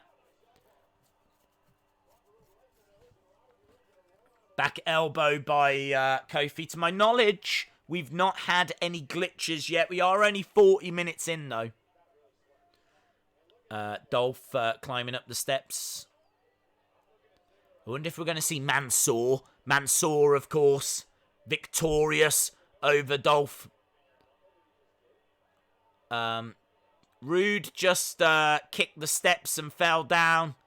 He's doing an Eddie Guerrero there. Referee says, I heard it. You're out of there. There we go. Referee throwing Big E away from ringside. Big E has been ejected thanks to good old Eddie Guerrero trick. That's fun. I'll give him credit for that. That's fun. It's always a fun spot to pull out. The refs are heels. I tell you what, the refs have taken over this show. Throwing people from ringside, booking matches. The AEW show over UFC. I think so. I love UFC. I genuinely love UFC. But I think the AEW one has had such a great build. And primarily we are a wrestling channel. I don't know. I haven't really had a chance to see where the crossover is with it all. I tell you, I'm getting really gutted at missing all this UFC stuff. Because I am a big fan of UFC, but we're a wrestling channel first and foremost. So yeah, and I'm really intrigued by that AEW show. I think the build has been brilliant. So yeah, easy peasy, says J14. Oh, I wish they were on the show. I love Asuka and Kairi Sane. Kabuki Warriors. Mark Clark says, you're out of there! I think the New Day are actually insane. Like, clinically insane. Because they never stop celebrating and smiling. But I'm thinking horror movie style laughing and happy. Because it's starting to get weird now. They are very, very happy. So did Goldberg even come out at the start? He did come out at the start. Yes, he opened the show. I was watching AEW Dark. Oh, yeah, he came out. He said it's not about who was last, it's about who's next, and then Roman came out. Days, you should make a separate UFC and boxing channel. I was thinking about that, but the only problem I've got is that there's a lot of shows that cross over. So, you know, I want to watch UFC, but like this week, for example, I'm watching AEW, so it wouldn't benefit. Do you know what I mean? Like, if I had UFC boxing channel this weekend, I'm not going to be able to stream on that while streaming the wrestling. I wonder how good AEW will be when Jericho goes on tour with his band. I think they'll be all right. When is that? Does that mean that he's definitely going to lose the title to Moxley? Is that like a thing? Because I haven't seen when he's going out on tour. Josh says, imagine Cena comes out, does his promo, then Cult of Personality plays. It would save everything. Oh my God, could you imagine? I can't even imagine. I can't imagine that. I can't imagine that. If Cult of Personality hits tonight, you are absolutely right. Yes, okay, it doesn't save The Fiend, but it certainly saves WWE. If Cult of Personality hits tonight and CM Punk comes out right at the end. And you know what? That's the kind of thing they need, isn't it? Thinking about it. Because there's a big AEW show this weekend. So if WWE want to really get people talking, want to really steal the spotlight away from AEW, you probably do need something like that. To, you know, everyone this weekend will be talking about Punk and about that moment, and it'll be getting replayed, and people will be doing shows about it tomorrow, and it'll all be about WWE, and it'll take that spotlight away from AEW. So it would be clever. I'm just trying to get people excited now. There's Mandy Rose watching on. What is she watching on? Sonya was saying that Dolph's a little bit more Mandy's type. Back, what have I missed? Not much. I'm going to see Fuzzy twice in April. Okay. Asuka oozes charisma. I can vibe with that. I can agree with that. So we know that Mandy's watching. Does that mean that Otis is going to attack, like people were saying? Face first. I can tell you we're 45 minutes into the show. Rude with a pin on Kofi. Shoulder up. No glitches yet, or certainly not that I've seen. Screaming from Rude. Days, honestly, I would rather have Goldberg. I read that. Days, did you see the new Cesaro shirt? No, I didn't. What's it look like, dude? What does it look like? I can have a look. I'll have a look. WWE shop. WWE shop. Rude has got Kofi up. Kofi down. There is a new John Cena replica belt, by the way. It's got an orange strap, and it's basically his spinner belt. I don't know if you've seen that whole series. Oh, knee driven by Rude.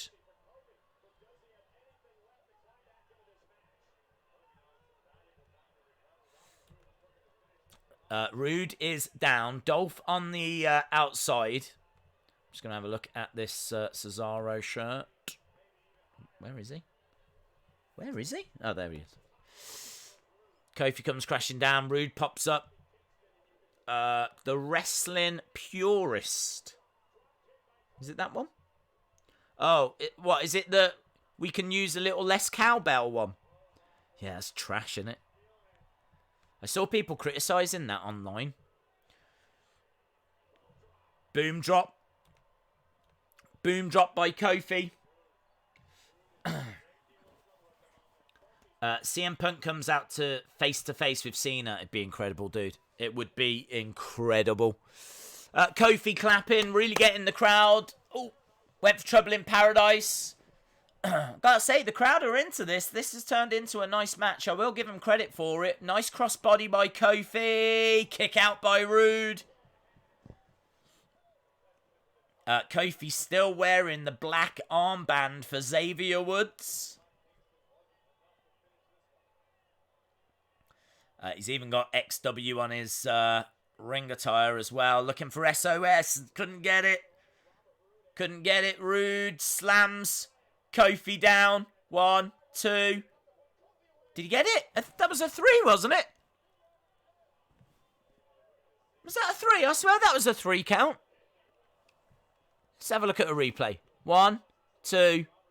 Oh, no, it wasn't. It wasn't.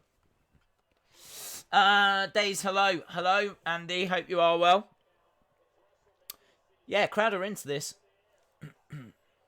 Days, who turns on their tag partner first? Mandy and Sonya, Big E, Kofi, or Bayley, Sasha? I think Bayley, Sasha. I would love Big E to turn on Kofi, but I don't see it happening until Xavier's back, to be honest. Mandy, Sonya, I don't think they'll turn on each other yet. I think Bayley, Sasha are on a collision course for Mania. Spinebuster by Rude. 1, 2. Kick out again. It's not a bad match, this, you know. It's not a bad match at all.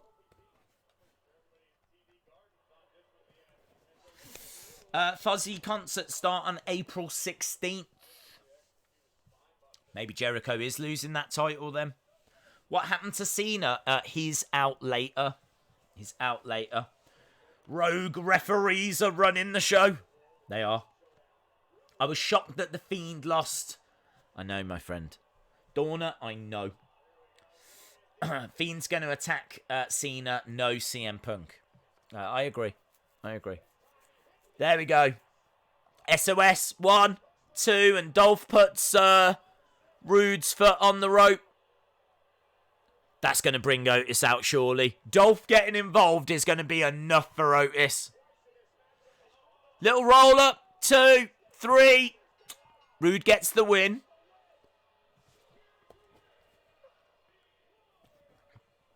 Rude wins. He rolls up Kofi. Seconds after Dolph had put his foot on the rope, and now Mandy and Sonya are both watching backstage.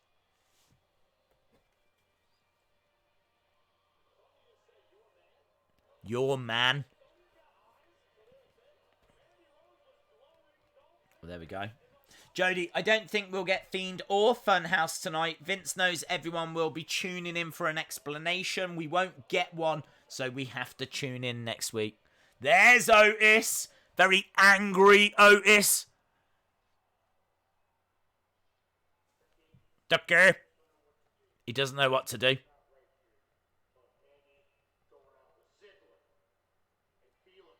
He feels it. So, Otis talking to Tucky.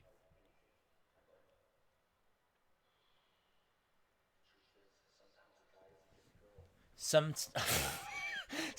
truth is, sometimes the guy doesn't get the girl. And Otis went, ugh! Proper drama.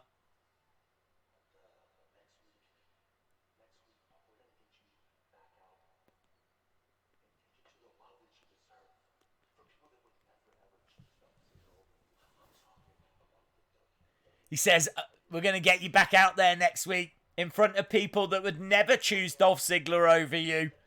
The WWE Universe. Duck it. That was alright. Time for Otis to move on.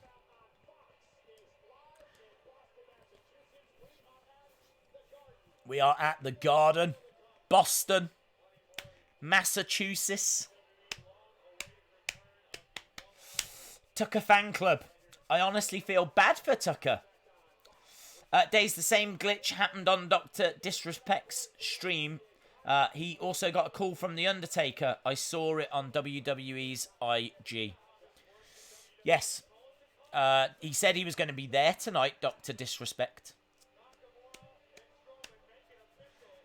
Intercontinental Championship contract signing between Strowman and Nakamura, and Renee Young is going to be hosting that. So nice to see Renee Young.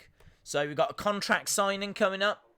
They always go well, don't they? Nakamura versus Strowman. Nakamura versus Strowman. Strowman. There's no need to feel down, I said, Strowman. Put yourself on the ground. Renee. It is Renee. You're right. The New Day are going to turn heel. I'm still trying to deal with Goldberg winning. I know. Cole absolutely loves John Cena. Do you know who loved John Cena? JBL. Do you remember all the time he used to call him Big Match John? Big Match John. The glitches showed a clock. Maybe it is clobbering time. Josh, I hope so. Josh, don't do this to me, Josh. Stop trying to get my hopes up, Josh. What does the envelope represent? Could it be the firing papers? The release letter that they sent to CM Punk on his wedding day? Do you reckon that's what the envelope represents? Because they fired him. They sent him his papers on his wedding day, didn't they? Maybe that's the envelope. I mean, we are grabbing at straws right now, but that's all we've got. That's all we've got.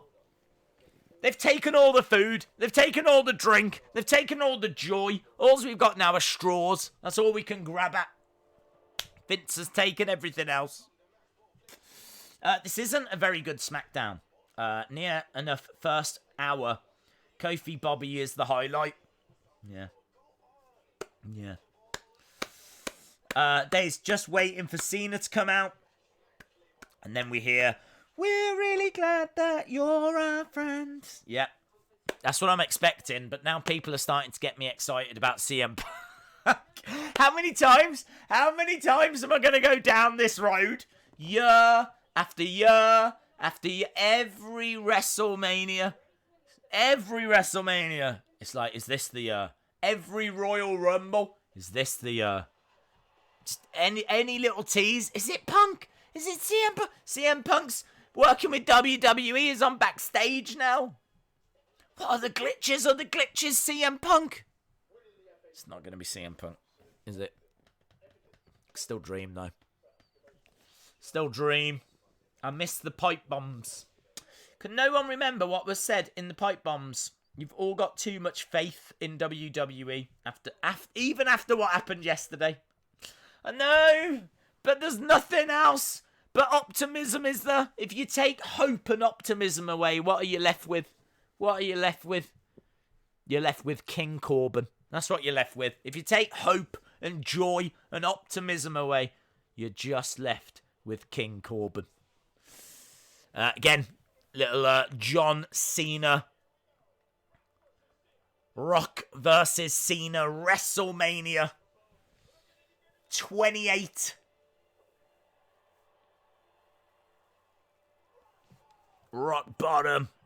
That was a big surprise, wasn't it, when Rock got the victory?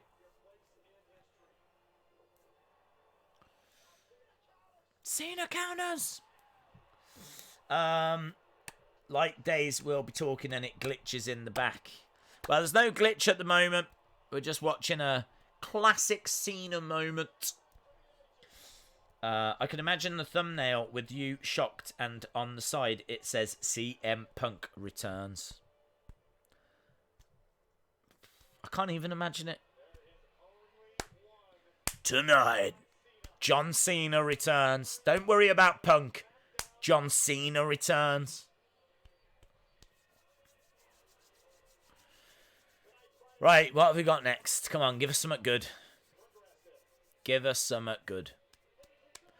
Oh, it's the contract thing. I forgot. Totally forgot. Well, we got Renee. I like Renee. Hello, Renee. A week from Sunday, Intercontinental match, and the contract signing is now. That was WrestleMania 29. It was. You're right. You are right. Days, is Cena's return going to be the main event? Let's say yeah. That's going to be the main event. Cena's coming back. And so is CM Punk. And Vince comes out and goes, "Are you happy now? Yeah?" And we go, "Thank you. Thank you, Vinny. Thank you, Vinny. We forgive you." That's what would be the chant, wouldn't it? If CM Punk came out, the chant shouldn't. The chant would have to be "We forgive you," aimed at Vince McMahon.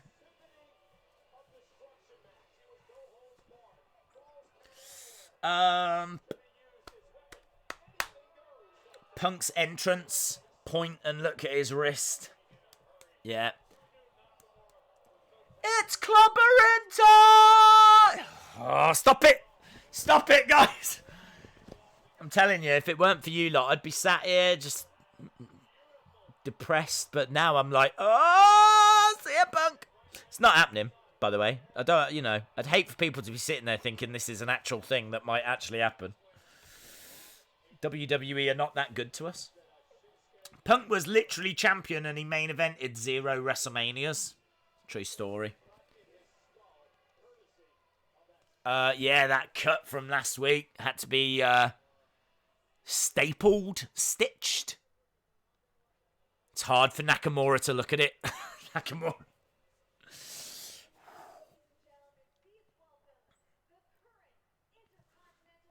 So here we go. Strowman coming down. Of course, Nakamura last week slammed onto the piano. The piano didn't give.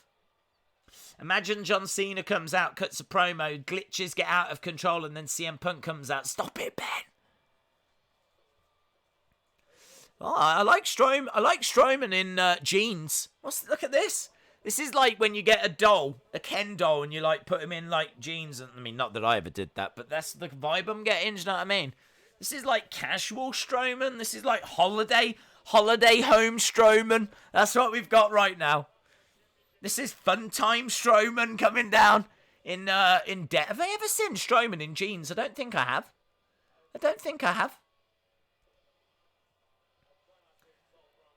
So, Strowman... I didn't even know they made jeans that big, in all fairness. They must be a nightmare to buy. I gotta say, Intercontinental belt looks great around his waist. They did a great job. I think I scored it a 7.75. I'm probably still around that for the IC belt.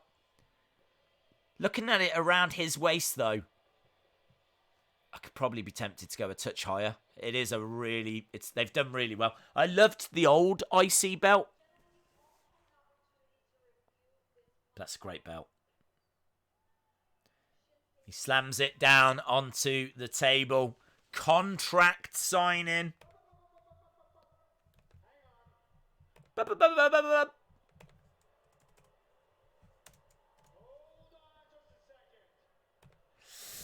Days, the X isn't an envelope. It's CM Punk's X on his bandage on his hands. No, I think it was an envelope. Whoa, whoa, he's broke that. You're not getting a refund on that. He's just hurled that chair out of the ring.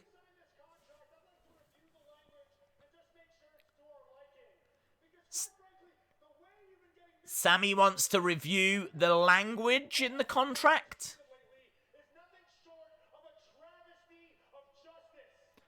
Okay. Is he going to put a stipulation in or something? That'd be cool. Shinsuke couldn't even enjoy his birthday.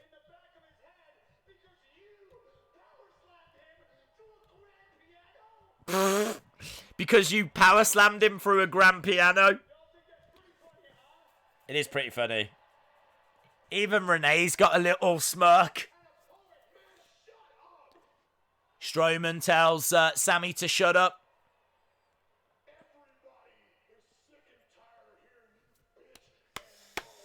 They need to bring back Attitude Era IC belt. I don't know. I do like that one. It has grown on me.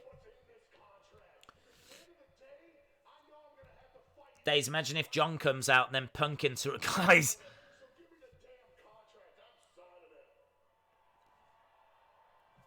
Let's not get carried away. Right.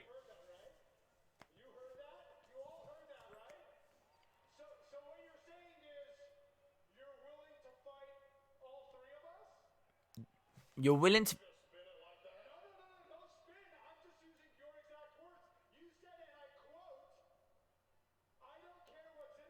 I don't care what's in the contract. I'll fight all three of you. So is this going to be Strowman versus Cesaro, Sammy, and Nakamura?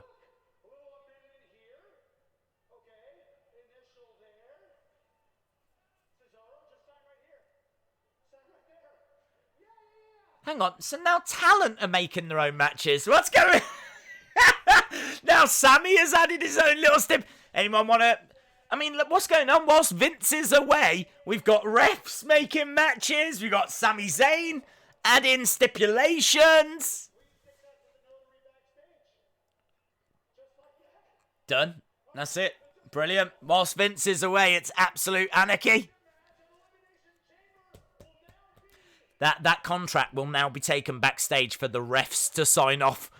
Refs, is this all right? Because Sammy's just changed this. What you think? Yeah, we cool with that? Yeah, you want to do that? Yeah, refs are fine with it. Let's...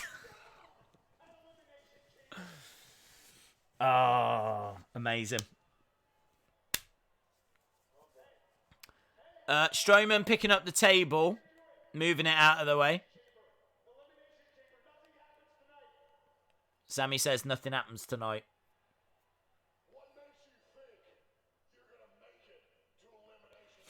What makes you think you'll even make it to Elimination Chamber? 2 quick strikes. Nakamura grabbing at the leg of Strowman. Here we go.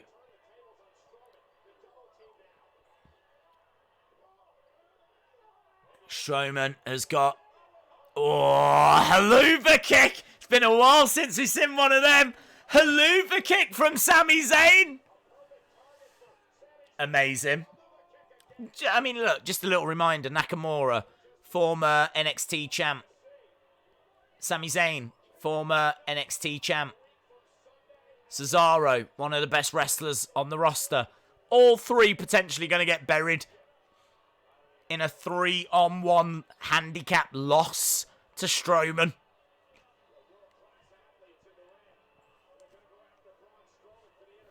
Oh, they can't lose. They can't lose that. Surely they can't lose that. SmackDown is running those kids. SmackDown is being run by those kids, yeah. That's cool. Nice suplex through a table. Days, if Roman wins the Blue Universal title, I hope he moves back to Raw during the Superstar Shake-Up and brings back the Red title. Days, I'm just tuning in. What's happened? Wow. What's happened? Roman has challenged Goldberg. A new stipulation has been added to the Elimination Chamber Intercontinental match.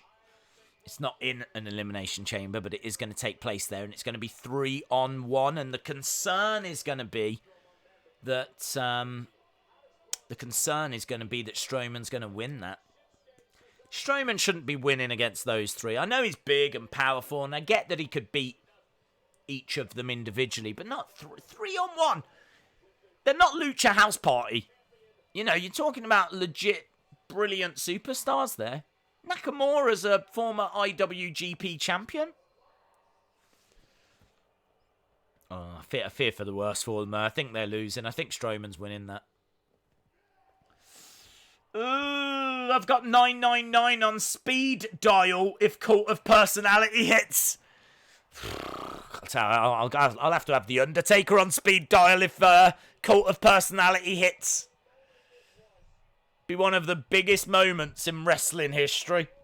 Legit, one of the biggest moments in wrestling history if that happens. Sammy wins the IC title. Well, they didn't explain, did they, actually? What happens if someone does the title go to someone the person that pins, or... I don't know.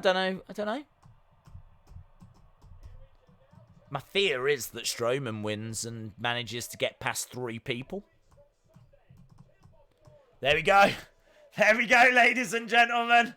The graphic is already there. It's been cut. The refs have agreed. The referees have signed it off. Goldberg versus Roman for the Universal Championship at WrestleMania. Well, what happens? What's happening at Elimination Chamber? What's happening? I don't understand. Are we only having one? Is there not a men's Elimination Chamber? Or does the winner face Adam Cole?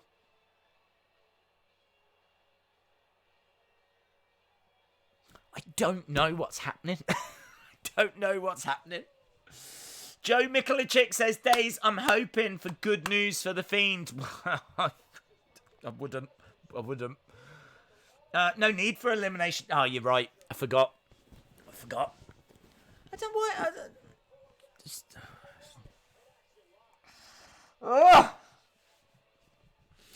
What's the point of chamber matches? There isn't one. What's the point of a SmackDown Men's Elimination Chamber? Maybe to challenge Adam Cole? Or maybe you get a shot at the IC title? I don't know. Maybe you become number 1 contender? I don't know. Brock was not pinned after 4 spears and a jackhammer at WrestleMania 33, which is the same amount that The Fiend took last night. Oh, well, there we go. That's cheered me up. Thanks. Thanks for that information. Once the refs are fine with it, it has to go through Billy and Jilly, the kids. Oh, yeah. I don't know if you saw, there was a couple of kids backstage. Billy and Jilly. Makes perfect sense. Billy and Jilly have to sign things off. They're in charge of things now that Vince is away. WWE is a mess. I don't get it.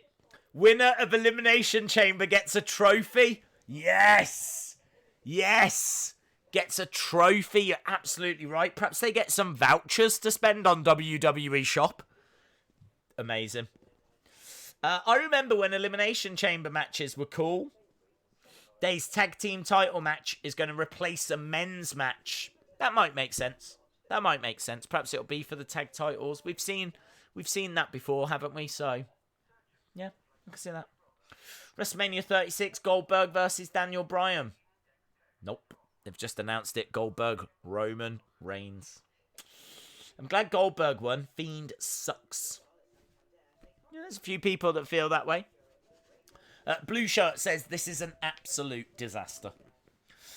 Those are Lace's kids. Wow. I still think they're the ones that are booking this. WWE doesn't care what the wrestlers do or how good they are. Well, they might want to start. Because things are going from bad to worse. There's just no excitement, is there? Do you know what I mean? It's just the storytelling's just not there. It's just not there. Heath Slater must be angry. He didn't come out and say if he's next, if that all it takes. I know, and he's got kids. Shout out to Hope Safoi. So Hope. Shout out to Hope. Shout out to Hope. Just all the hope in the world. We need all the hope we can get. So shout out to Hope. Days, what about Sheamus? Well, perhaps he's won the Elimination Chamber. I bet he's very confused. Fun fact, I've watched wrestling for over 20 years, and I don't think I've ever seen an Elimination Chamber match. What? How? There's been a lot. Those are Heath's kids. Well, there we go. They're all of our kids. Talking of trophies. Yesterday, I didn't hate this. I know lots of people did. I didn't hate it. I know AJ Styles should not be getting beaten with one chokeslam. I know. But it was a cool moment. Undertaker coming down, the fireworks, the entrance. Incredible. Look at that guy's face!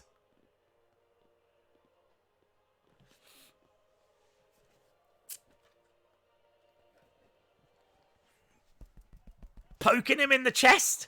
What's he think he's doing? Days Wilder versus Fury did bad pay-per-views, nowhere near 1.2. Really? I didn't know that. I didn't hear that number. I think they were expecting it to do about 2 million. I'm very surprised at that, to be honest. Very surprised. I think Fury Joshua would do good numbers. Oh, hello. Hello, Curtis Axel. Ooh, is Bo Dallas at ringside? Or is Curtis Axel on his own? No more B-Team. Drew Gulak in the corner of Curtis Axel. Where's Bo Dallas? Hashtag where's Bo?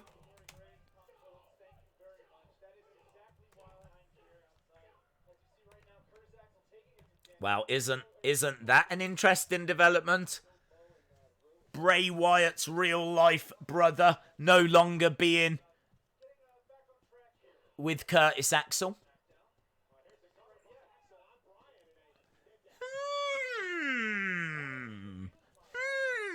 Might be nothing, might be something.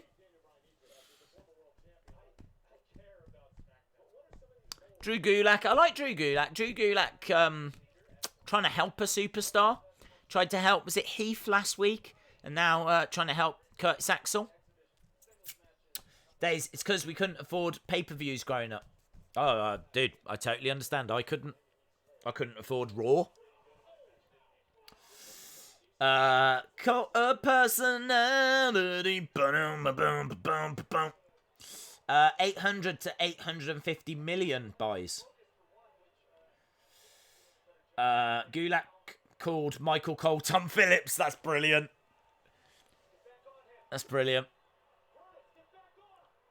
Drew Gulak's giving some advice to Curtis, saying, keep on, Daniel. Why couldn't Kofi just say, I'm next? I don't know, mate. I don't know. It wasn't quick enough.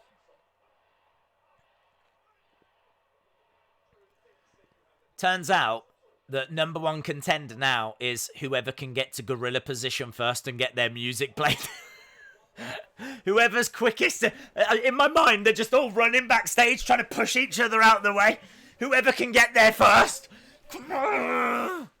Roman made it. Play my music, play them. Bum bum. Bum bum. Okay. I'm next. That's all you need. That's all you need. Right, Curtis Axel. Have I got that on the thing? I don't even know if... I have. Oh, God, I'm organised today. Breaking news. What's the breaking news? CM Punk spotted backstage. Stop it, guys. I think the last time we saw Bo Dallas was when Tyson Fury in Manchester and the B team came out. Yeah, I think you're right. I think you're absolutely right. I think that was the last time we saw them.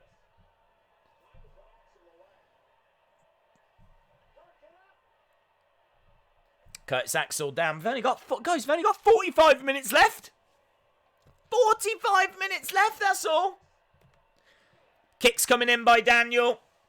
The yes kicks firing in on Curtis. Oh, duck underneath. Little rock 2. Nice reverse by Curtis and he rolls over. That's good pin. Oh, nice. Daniel pops out. Little 2. He's doing all right here, Curtis Axel. Drew Gulak is helping Brian on his feet. Do you know what? I like this because you're getting talent that's lower card talent and they're being given a chance to show what they can do. You know, it's the biggest chance Curtis Axel's had in years to have a one-on-one match with Daniel Bryan. I really like it. Daniel gets Curtis Axel down. Crossface. LeBell lock. And he taps. I think this is leading towards Daniel versus Drew. And that's a good way to use Daniel. You know, putting over some talent that doesn't get a spotlight and building towards a match against Drew Gulak that's an up-and-coming star. So I'm actually all right with what they're doing here. I'm all right with what they're doing. Dun, dun, dun, dun. Another little John Cena thing. Sonny Wolf says, I know something about Bo Dallas. What is it, Sonny Wolf? Dave says, how's it going, Brother Days? Hope all is well. Well, Dave, it's not been a brilliant show, mate. It's not been a brilliant show. It's, yeah. Disappointing that we're getting Roman Goldberg this way. Roman just coming out saying, I'm next. Goldberg saying, forget about who was last. It's all about who's next. That's the big talking point out of this. And we still haven't had Cena yet. Cena is coming up, so... And the chat's kind of hoping that CM Punk's going to be involved somehow, but, you know. Don't. Because I just don't see it, but... John Cena cuts promo, the glitches combine and creates the biggest tease of Punk ever. Goes on and then cult of personality hits. Guys, you're getting carried away. Breaking news, there's a lot of liars in the chat. We're seeing Miz and Morrison getting their pictures taken with the SmackDown Tag Team Championships. Of course, they won those titles from the New Day. And we will see Miz and Morrison next. Bo joins Bray. Bo is the glitch. There we go. Oh, Sonny Wolf saying Bo is the glitch. Days, we haven't seen any glitches. Did we see him last night? Yeah, there was some last night. I wonder if they'll go out of control when Cena comes out. I think it's also very interesting we did not see Bo Dallas. Okay, I hear you, Sonny Wolf. I hear you. There's a new Fiend theory. Days, does UK protected from coronavirus? Oh, well, we're all in that boat, aren't we, buddy? You know, it's a virus that's spreading around the world. So I think all the countries are doing what they can to, you know, protect themselves from it and everything. So stay safe. Stay safe. How you doing? Channel's been really growing. Slumby, how you doing, dude? Haven't been here before 1K or so. Oh, hang on. It's jumping up. I've been here with you before 1K. Also, prediction, WrestleMania will have Undertaker versus AJ versus Alistair versus Rowan. Oh, you think that'll be a fatal four-way? Amazing. Slimeby, I know. Slimby. There's no E. Shout out to you, dude. I know you've been around for a long, long time, so shout out to you, man. Really, really appreciate the support. Dr. Rudeness says, look into my eyes. What do you see? I am a mark. Days, are you seeing Tyson Fury advert on BT? I wasn't, because I was reading the chat, my friend. Shout out to Joel. Shout out to you. Gaming in Real Time says, I think we're going to get the Fiend now. What, during the Miz Morrison segment? If we get the Fiend, I think it'll be during Cena, personally, but... hello to D. Marius. Days, since Roman Goldberg at Mania has been announced, it's possible Bray gets booked and wins the Chamber and then turns Mania into a triple threat. Yeah, it's not the rumour. It's not the rumour. Plus also, why would they... They've already got the match for Mania booked, so it would be weird that the winner of Elimination Chamber would get added to that match. I'm not sure they'll go that way. I'm going to say it's not a bad idea, but I don't see it. I don't see it. The rumours are, and the rumours have been... I mean, look, it was meant to be Fiend Roman. That changed last week to Goldberg Roman. That's now been confirmed. The other rumour is Cena Fiend. So there's nothing to suggest that that's not what we're going to be getting. So I'm gonna still say it's going that way. Days, how are you getting service in that alley? Oh, I'm actually picking up the Wi-Fi from the local Chinese restaurant. So totally covered. Totally covered. It's actually the best signal I've had. Better than the figure room. So yeah, I'm not going to say we're going to stream here before. The last thing I need is a load of angry Chinese people after me for knowing that I've stolen their Wi-Fi. But yeah, I'm just saying. Right, Miz and Morrison making their way down. New tag champs, of course. And 38 minutes left, that's it.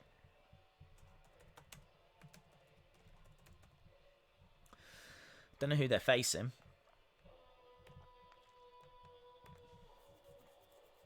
Where is John Cena? He is in Boston. He's in Boston, mate. He'll be on the show later.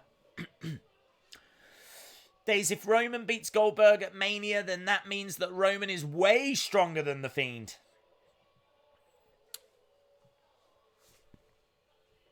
We knew this was happening. This is why people were upset. Just block it out. Block it out. Yeah? Do you know what? It's going to be alright, everyone. It's going to be alright. I think the kids that have booked this have got a plan, so it's going to be alright. Jeff Hardy's on backstage. Okay. Jeff Hardy versus Orton. I think it'll be Edge. Jeff Hardy on backstage. That'll be cool. We might stream it. It's on a Tuesday, isn't it? Kind of interesting to see what he's got to say. He's out injured at the moment, I think. So maybe he'll tell us when he's planning on returning. But I don't know. SmackDown is severely bad. Yeah, Jeff Hardy on backstage. Just trust in Billy and Jilly. You're right. Trust in the kids. Trust in the refs. The refs know, man. The refs have had this planned out for ages.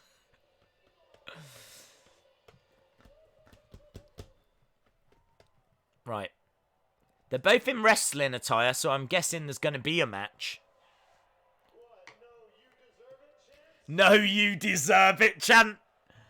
What? No, you deserve it. And Morrison puts the mic out like this, trying to pick up on any you deserve it's that are out there.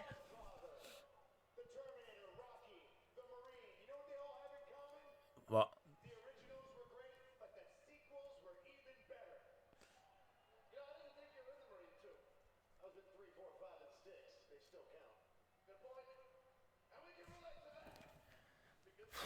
Fiend will give us what we want. He'll turn Cena heel. That'd be cool. Are those belts Velcro? I think those belts are Velcro, are they? Why are the belts Velcro?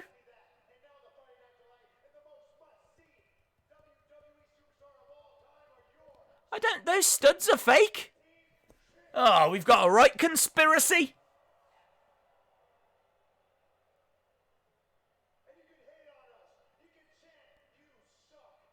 Have they been Velcro for a long time?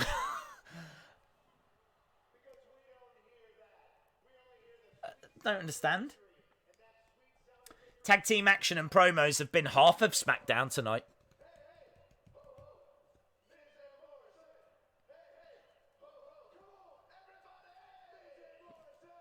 No, I'm not doing that. I'm not doing that. Aren't all belts Velcro? I don't know now.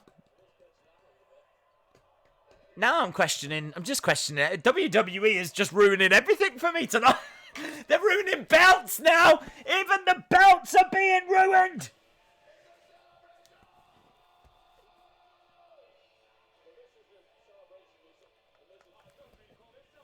Tag titles look basic. Days, I mentioned it before that the belts are all Velcro now. Okay. Wow. I didn't realise it was all belts that are Velcro. I've seen Velcro on belts before. I don't know if I've seen them on those tag titles.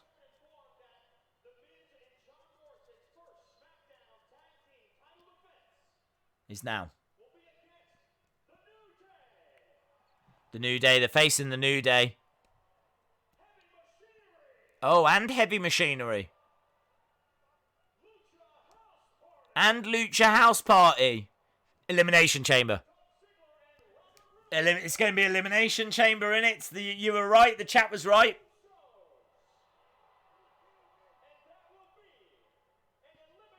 Elimination Chamber match. Are you getting me? Who told you that? Billy and Jilly. That's who told us. So there we go. Roman Goldberg, because the men's Elimination Chamber match will be for the SmackDown Tag Team Championships.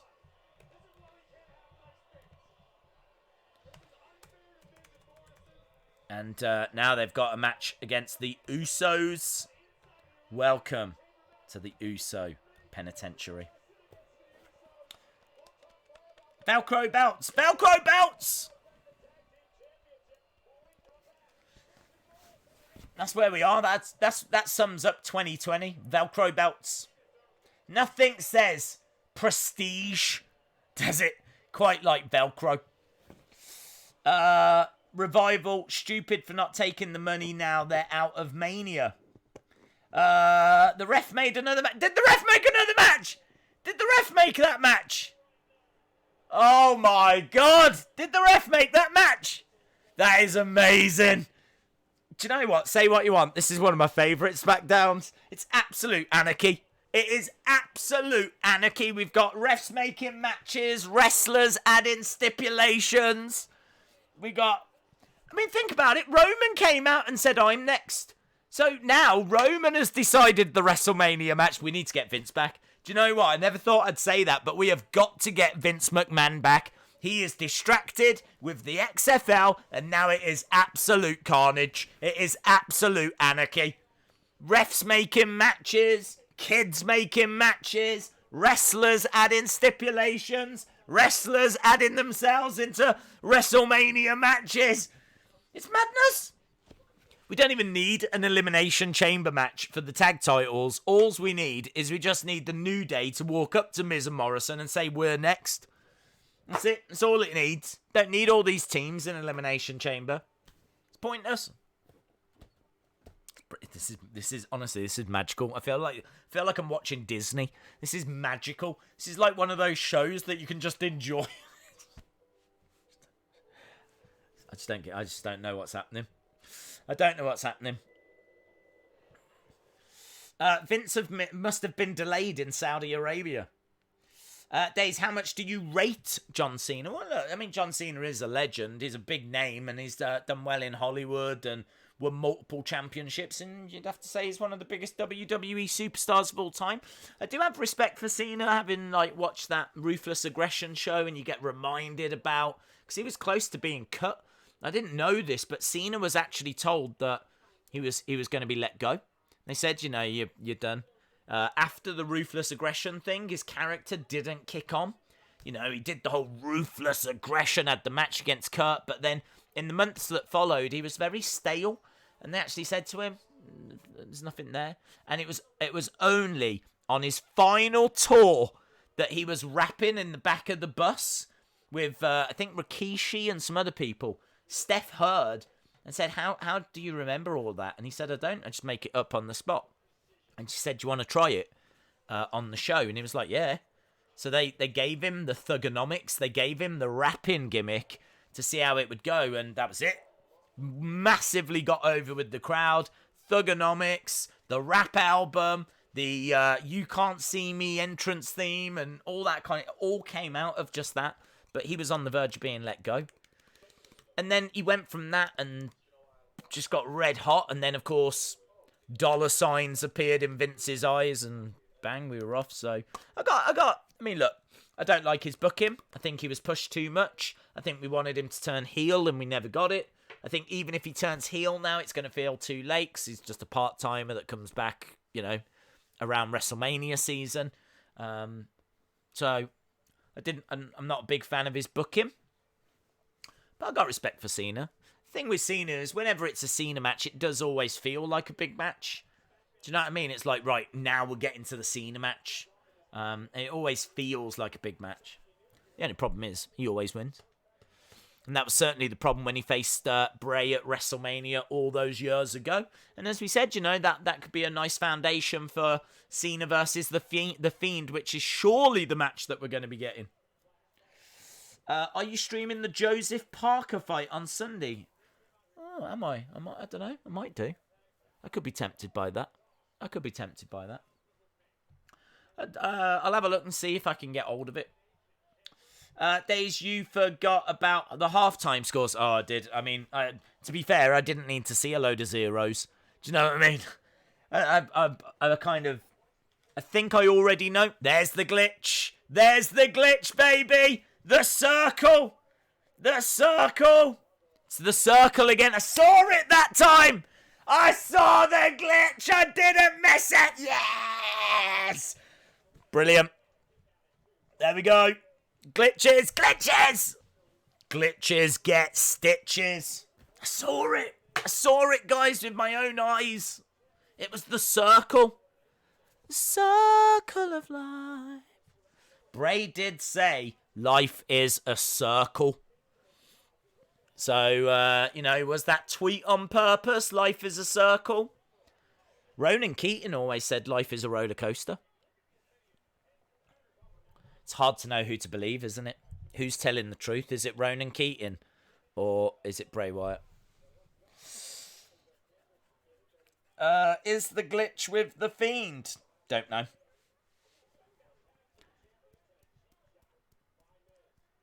I still think the glitch is Ali because it really looks like Ali's thing, doesn't it? Really looks like Ali's thing. Jeff Hardy confirmed for backstage. Yes. Sandman says, damn it, I missed the glitch. Don't worry, mate. I've missed pretty much all of the glitches. That's one of the first ones I've seen. Big boot by Miz. Big important question. Will John Cena have dad hair? Yeah, probably. Probably. There's a guy in the crowd that's got a, like, glowing in the dark smiley face top on, you know, like green shirt guy. He's right up the stairs on the hard cam. Well, the side you can see. The side the hard cam is shooting. The side you see. That's the easiest way of saying it. He's just on the right-hand side, and he's quite far up the steps. You can't see it on a normal shot. It's got to be a bit of a wide shot. But you can see him in the top right-hand corner. He's kind of like radiating. It's like he's visited Chernobyl. Nice Insecurity by Jimmy Uso, I believe. Dave's first video I watched was you predicting WrestleMania 32. It only had 72 views. That was 4 years ago. Wow. That's really weird. I wouldn't have said that the first WrestleMania that the stream kind of covered would have been WrestleMania 32. I suppose it does make sense. We've gone to commercial break. We're about 24 minutes. That's it, 24 minutes. Wow. Wow. Sean Reset, you didn't need to be so kind, my friend. You didn't need to be so kind. Days, I'm sorry that I missed yesterday's stream. That's fine. It's all right. My opinion now with internet and social media people want instant gratification. Wrestlers don't have a chance to build a character before getting stale. Wow, that's a very interesting point, dude. I was saying earlier, I do kind of miss the days where you could just watch and enjoy the show. I mean, we've come into this knowing the rumours loud and clear. Goldberg Fiend. Goldberg Roman Fiend versus Cena. Obviously, it was Goldberg Fiend yesterday. But Roman Fiend. No, what the hell am I on about? I'm losing my melting. I'm actually melting this show. Ugh. Roman Goldberg. Cena versus Fiend. Those were the rumours. That seems to be the direction we're going in. And you kind of react to the show before the show has even happened these days. Now you go, oh, I don't want that. And then you see it play out and you go, yeah, definitely didn't want that. Yeah, I agree. Social media has changed everything. It's changed everything. But Sean said that is so kind, my friend. I really, really appreciate that, dude. Really do. Slimby, thank you for the comment as well. Really appreciate it. Joe Mikulicik, hope you well. This WrestleMania is looking real poor, with the exception of the NXT involvement. My opinion, of course. I hope I'm wrong about it.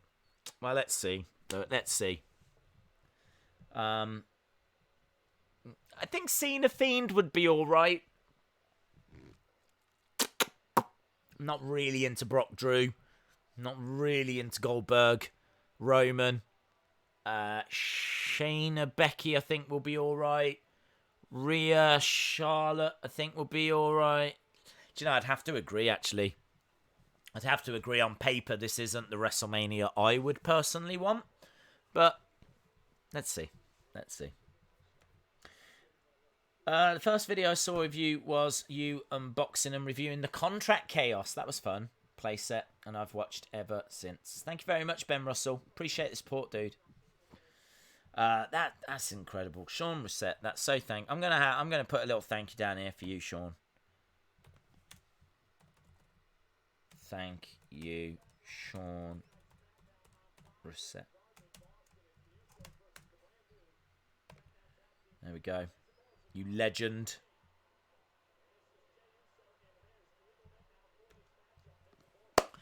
Nice kicks by... big strike by Jay. Duck underneath. Samoan drop. 1, 2.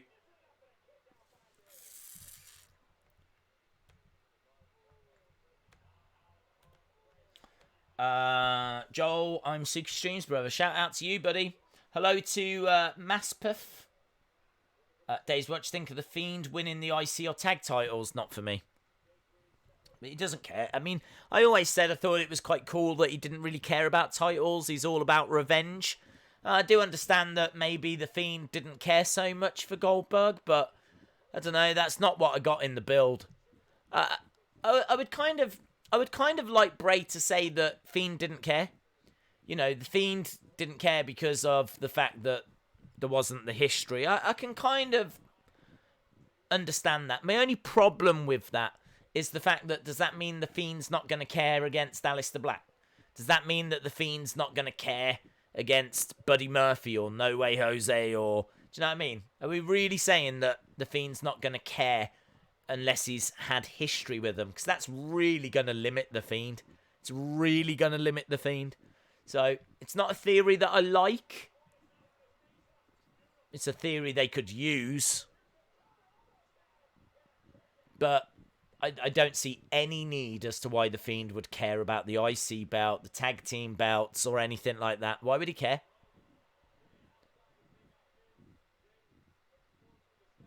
I mean, tag belts, if he went after one with Bo, I don't know.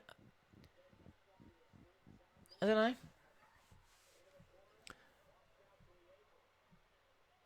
Forearm strike by Morrison. Days, the Fiend's house is going to be the Goldie's next house. Whoever is next for Goldie.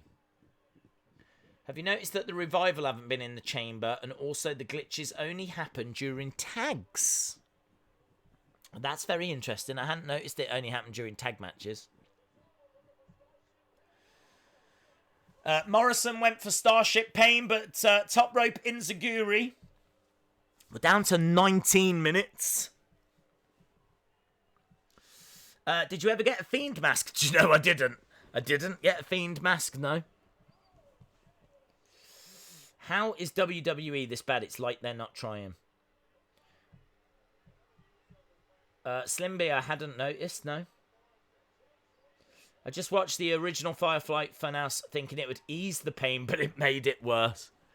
2, 3, and the Usos win. Usos with the pin. I mean, I don't think titles are on the line, but...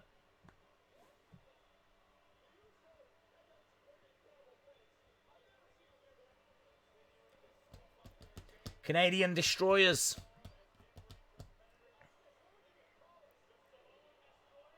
The Samoan Destroyer is what Corey Graves is calling it. So, Destroyer off the middle rope, big splash. It's a nice finishing move. It's a nice new thing to bring into their arsenal. See so many Canadian Destroyers now. They're just losing an impact for me. We went so long without seeing Canadian Destroyers, and now they're just like clotheslines. You see at least one on each show. Or it feels that way.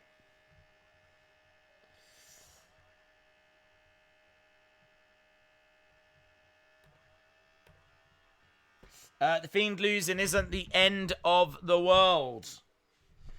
I think Cena comes out and he'll say, I want my WrestleMania match. Fans start to cheer for CM Punk, and out of nowhere, Killer Cross attacks.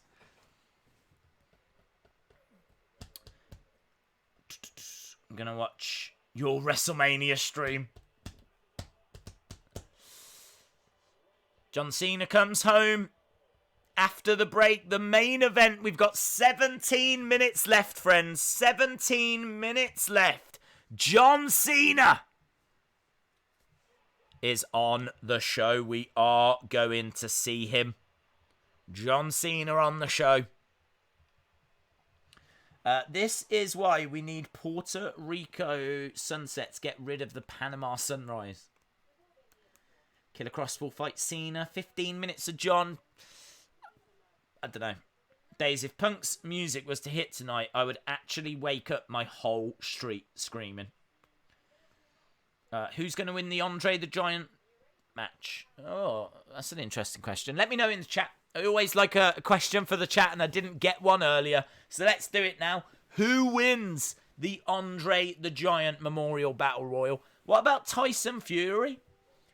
Could Tyson Fury be a surprise entrant into it or something? Maybe he comes down and maybe Tyson Fury wins it? Because it doesn't matter, does it? Like, you could say, oh, you need to give it to an up-and-comer, but what does it matter? Well, really, at this point, we all know it doesn't mean anything. So, why not give it Tyson Fury? That'd be a good way to use Tyson Fury. If Tyson Fury wants to be at WrestleMania and he wants to be in a match, put him in the Andre Battle Royal, have him knock out a few people, chuck out a few people, Fury wins. What if it's Lars? Otis. Otis is a good shout. Oh, look. Your mom. Yes. Summon, shout out to you. That was the perfect time to break out a your mom. That is really good. Nice. John Cena. Mansoor. It is. It's Mansoor. You're absolutely right. It's going to be Mansoor. Ah, yes. So far, we've had your mom and Mansoor. You tell me this isn't the best community, wrestling community out there. Yoshitatsu. Amazing. Angel Garza. Sin Cara. Keith Lee. Keith Lee's a good shout. Cain Velasquez is a good shout. Baby Yoda is a good shout. Daisy's going to win it. That's a bad shout. Matt Riddle. Keith Lee. Tyson or Kane. Tito Ortiz. There was rumours about Tito Ortiz, wasn't there? The human teethed version of Sonic the Hedgehog. I love that, Justin. Not Sonic. The human version of Sonic. The one they had to quickly re-edit the film of. Nice. Nice. I'm going to say Linda McMahon. Billy with the help of Jilly. Yeah. Billy and Jilly. Maybe a ref. Maybe a ref's going to book themselves to win it. You're absolutely right. Days, to be honest, I think we all know that CM Punk's going to return at some point. Roman Reigns. Renee Young. Pork Chop Cash. Pork Chop Cash is going to win it. On Raw. Building towards Brock. Drew. SmackDown in Boston. Vince is winning it. Sticky Toffee 12 says, didn't Sheamus announce himself for the Chamber? He did. He did. Hopefully it's just going to be a match of him standing there going,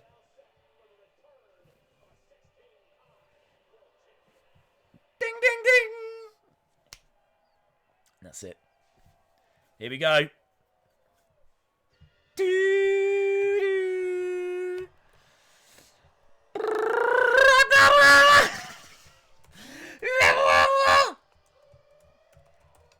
What does it say? I've never known what it said. Does anyone know what it says? What does it say? What does it say? I've never ever known. I need to know what it says.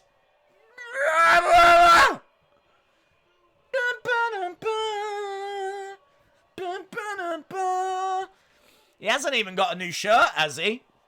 Lime green? I'm so used to lime green. Neon green. Big Match John. Big Match John is here. He's got his towel in his back pocket. He's got his wristbands. Never give up. Apple juice. Apple juice! Stars in F9. Shame Brock Lesnar wasn't in F5. Why didn't they put Brock Lesnar in Fast and Furious 5? Brock Lesnar stars in F5. It's John Cena. It's John Cena. If you watch 205 Live, you'll see how good Drew Gulak is. I've seen a lot of his matches. He is good. Cena. It does feel big. You got to give him credit for that. I know there's a lot of Cena haters, but it does feel big. Like, so far. He said, I came here to talk to you, but you're talking to me right now. He's circling that ring. Cena loving this. Cena loving this.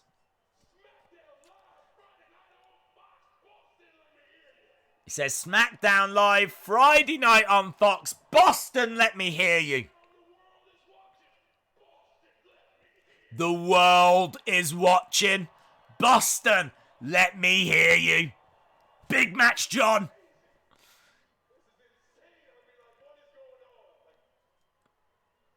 He said, this is crazy. This is insane. What is going on? I think there's Cena chants. Not even dueling chants. I can't hear the Cena sucks. He should say, where's the Cena sucks chants? What are you doing here? WrestleMania season. Yeah. Are you going to call out The Undertaker again?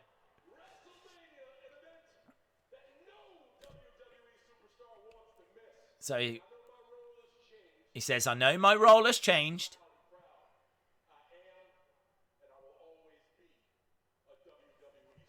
So he says, I know my role has changed, but I am and I always will be a WWE superstar. So what am I doing at WrestleMania? What are you doing, mate?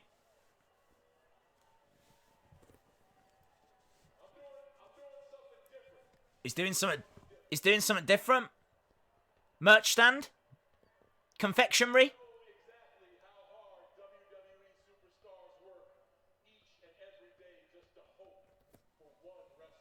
What's he doing? London Askew, shout out to you. Thank you, buddy.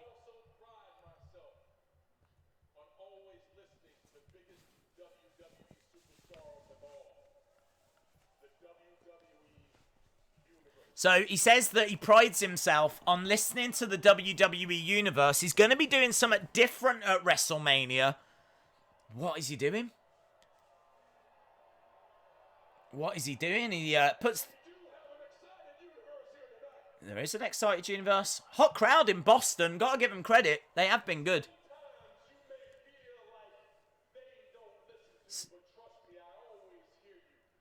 He says, sometimes you might feel like they don't listen, but trust me, I always hear you. What is this building towards? It's a great promo. You got to give credit where it's due.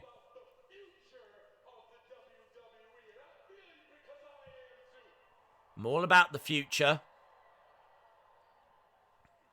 Come on then. Come on then, John. Show us your cards. Put your cards on the table. Cena chant. Crowd are feeling it. Crowd are enjoying it. Here we go. Here we go.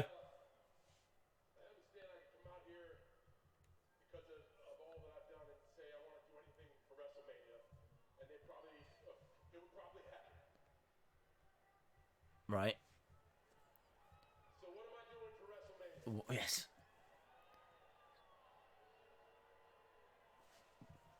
Here. He's doing the right thing for WrestleMania. This year WrestleMania should go on without John Cena. No John Cena. No John Cena at WrestleMania. He says, I'm doing the right thing.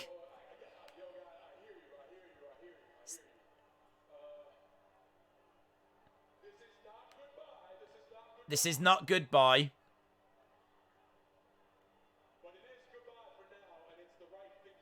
But it is goodbye for now.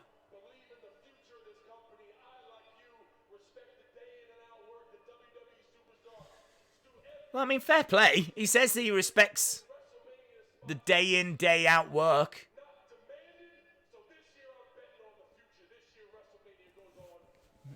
Okay, so he says he's betting on the future. WrestleMania's going to go on without him. Shout out to Jonathan Wilberding. Shout out to you, dude. London Askew says, when Fiend lost, I cried.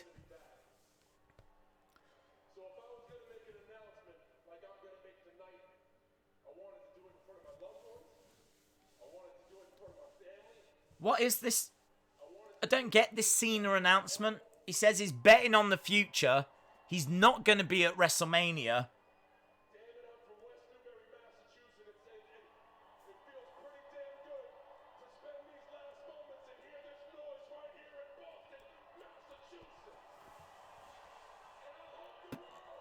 But he says this isn't goodbye. I don't understand. He's kind of selling it like it's retirement and he's walking away, but he says it's not goodbye. Big Cena chant. He's definitely got the crowd. He's definitely got the crowd right in the palm of his hand. He says thank you. Puts the microphone down.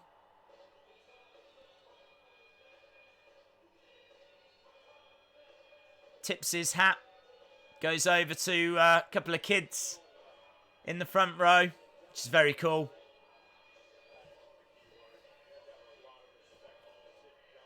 And he goes, walking away. Don't get it.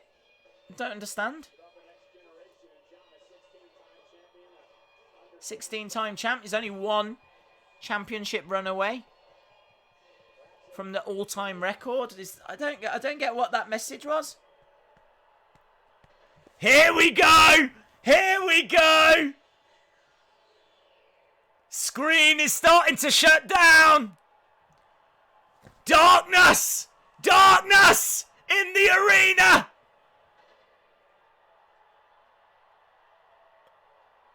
Cena. Is he behind him? Is he going to appear from behind him? There's no Fiend. There's the Fiend! There's the Fiend! The Fiend stands and stares at John Cena.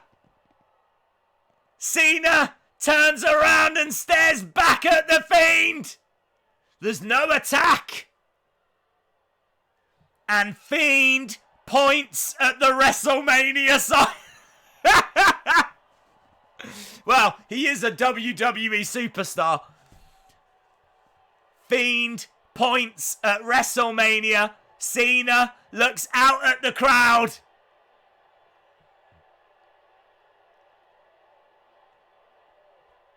There's a history. There's a history. And Cena tips his cap and says, "You can't see me," as the lights go out and the laughter track sounds. And SmackDown comes to an end. So the rumours were true. Cena versus The Fiend at WrestleMania. It was done very, very well. It was done very, very well. It was the rumour. I think the way they did it, I really bought that he was walking away. I half expected the lights to go out when he was in the ring, but I think having him leave the ring, go up the entrance ramp, say goodbye to the crowd, and then it happened. Like, they left it at, like, the final moment. I mean, short of him, like, actually turning and starting to walk into the staging and towards the back, and then it, I don't know, they couldn't have left it much later. It's all right, man. That was all right. I got to give him kudos. He had the crowd in the palm of his hand. I know it's Boston, Massachusetts, and he's from Massachusetts, so he's always going to get a really good reaction. I do agree. The Fiend pointing at the sign was a little bit random. He's been watching all of... Seems like The Fiend is like a massive WWE fan, and he's been watching, what am I meant to do?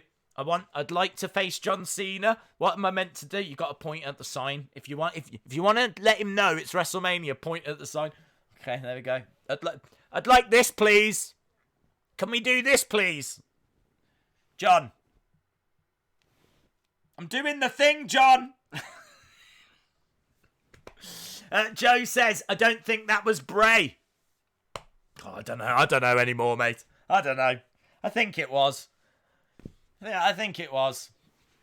Do you think he's only just learned how to point? Do you think he's going to do it all the time now? It's just going everything. It's just going to.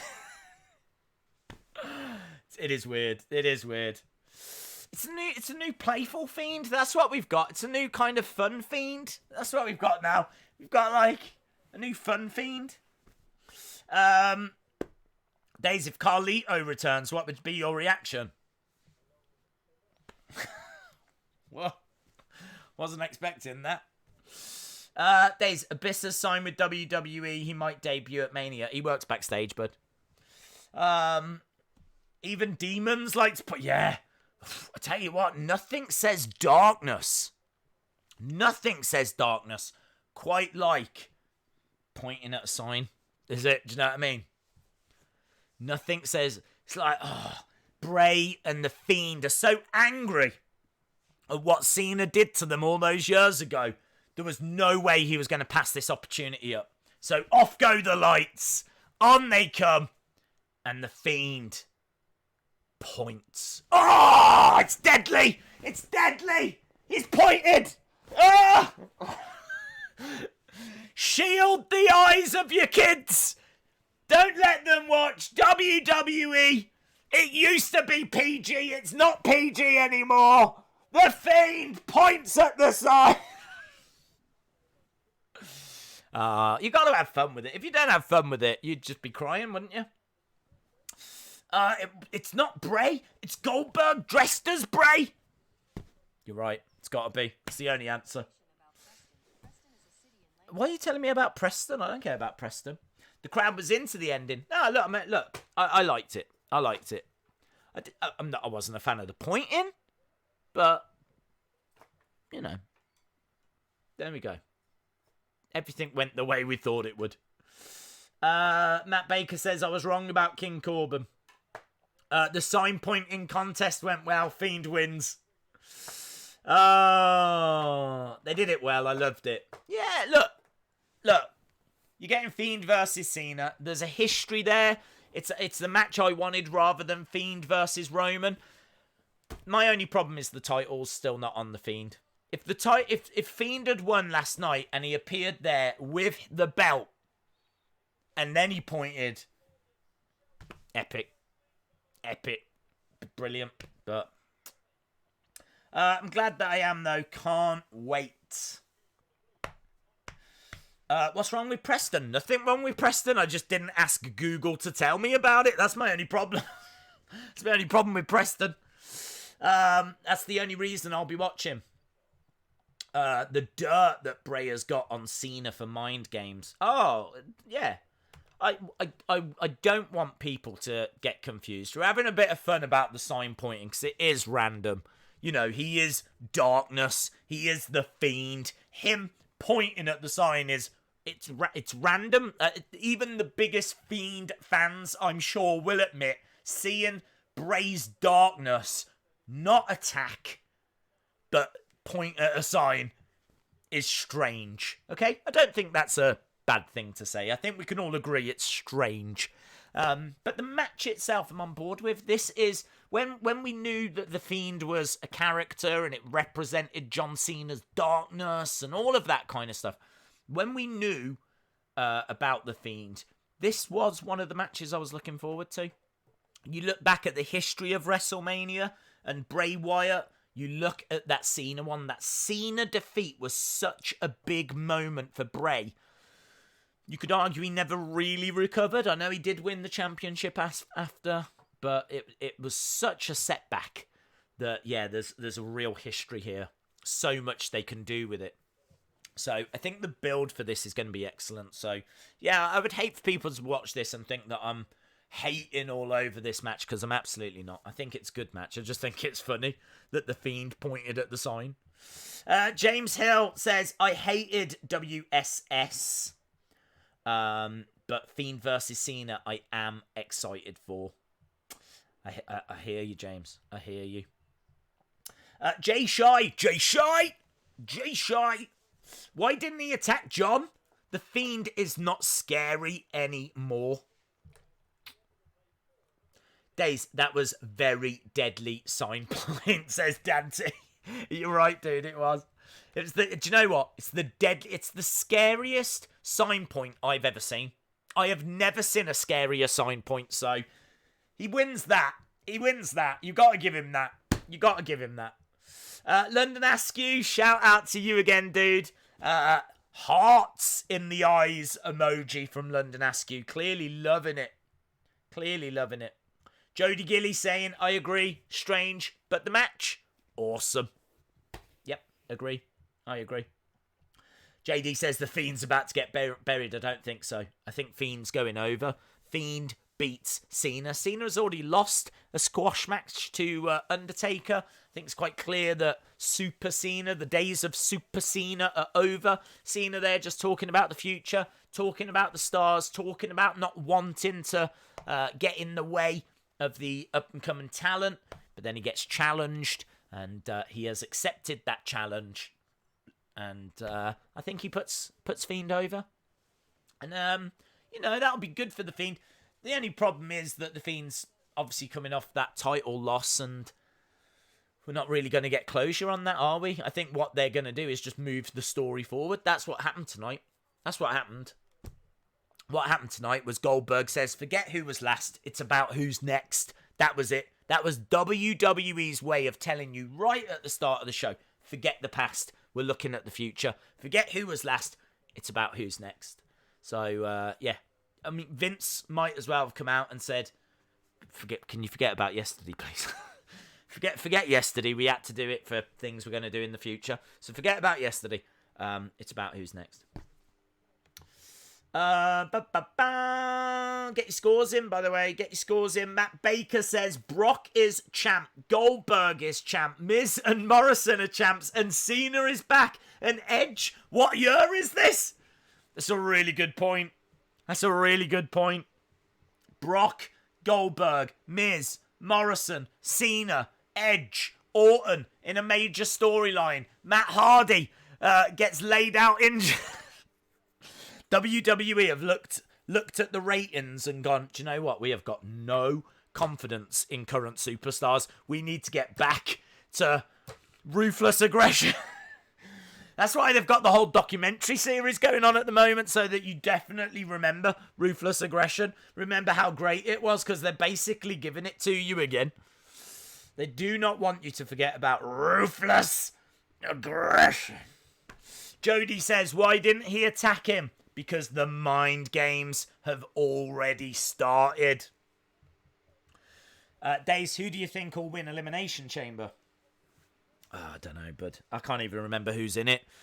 Heavy Machinery would be nice. Heavy Machinery, I think, would be cool. And then maybe we get Heavy Machinery against Rude and Ziggler at WrestleMania with the whole Mandy storyline as a part of it. So I could see things going that way. Is Jeff on SmackDown? No, he's on. He's been drafted to WWE Backstage. That's where he's gone. What brand is Jeff Hardy on? WWE Backstage. Jay Shy says Cena will turn heel and he will win the 17th title as Doctor. Interesting. The scary thing is that the Fiend never washed hands when he pointed. Well, there we go. That's why it is the scariest sign point ever. No denying. Scariest sign point ever. The Fiend. Surely, if there's ever going to be a compilation of WrestleMania sign points from now on, yeah, that has got to feature. That's got to be number one. We need a top 10 WrestleMania sign point video. And The Fiend has got to be number one. Got to be. We can't go without Jesse jokes. Dude, I don't think there's anything Jesse can say that's going to be funnier than seeing The Fiend point at the sign. I heard that WrestleMania is not going to be available on the network. We haven't heard. Well, there's lots of rumours, lots of talk that they're going to go and take WrestleMania and do something a little bit different with it. Put it on I don't know, maybe put it onto Amazon or something if they can get, like, good amount for it, but we'll have to see. It's speculation and rumour at the moment. The Fiend is Batista. Yeah, you're right. Last year, Batista, we had, give me what I want! Give me what I want! And spittle going everywhere. Do you remember that? Give me what I want! So that was last year's comedy moment. This year's comedy moment is The Fiend, the darkness of Bray Wyatt, the terrifying demon going... I want to face you there, please. Thank you. Drew, Fiend, Reigns are all going to win at Mania. I can see that. Days, do you remember when Bray Wyatt brought out the creepy kids? Yeah, now it turns out the creepy kids are booking SmackDown by the looks of it. I'm a bit surprised that he didn't attack Cena. Seeing the Fiend just appear, point at the sign. Cena nods his head. Was awesome. It was good. It was good. It was good. I got goosebumps for the first time in ages. There's a sign behind Days. I reckon he could top the Fiend. I could. I think Cena is thinking, what the heck just happened? Yeah. I saw Toni Storm's match against Kaylee Ray. It was very good.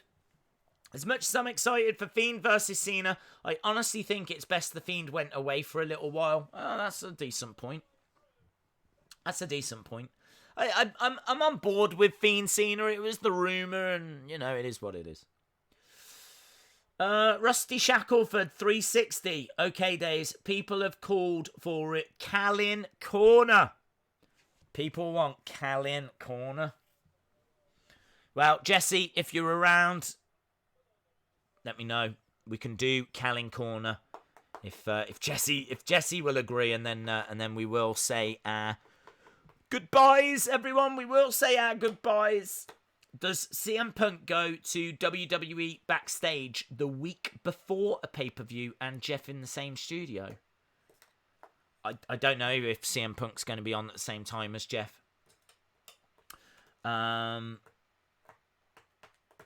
Yes, they've been sent out. Cool and fun time. The horror. He pointed at the sign. The horror. The best SmackDown in 2020. Fiend and Cena. Goldberg and Roman. That's exactly what I wanted. Does Matt Hardy stay with WWE? I could see him re-sign him. I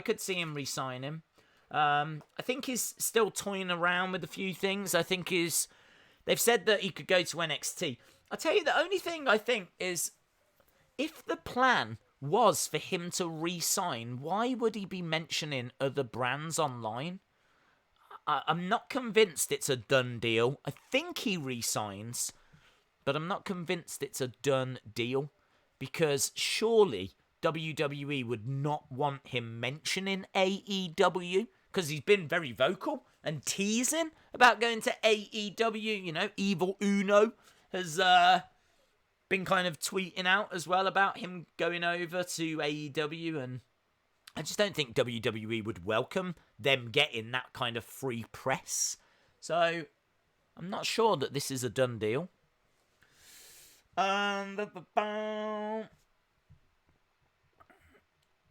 Jesse says, sure, just give me a sec. There we go. See, the people have spoken. Jesse is going to work right now to get you a Callin Corner. So, Matt Baker, not sure, is the answer. I think he could. I think it's favourite that he does, but... James Hill says, love you, Days. Shout out to you, James, as well. I would say love you as well, but you might be a really bad person. I don't know. I just don't know. I think you're good, James. I think you're a good person. I'm gonna believe in you. Yeah, I'm gonna point at you like the Fiend pointed at the sign.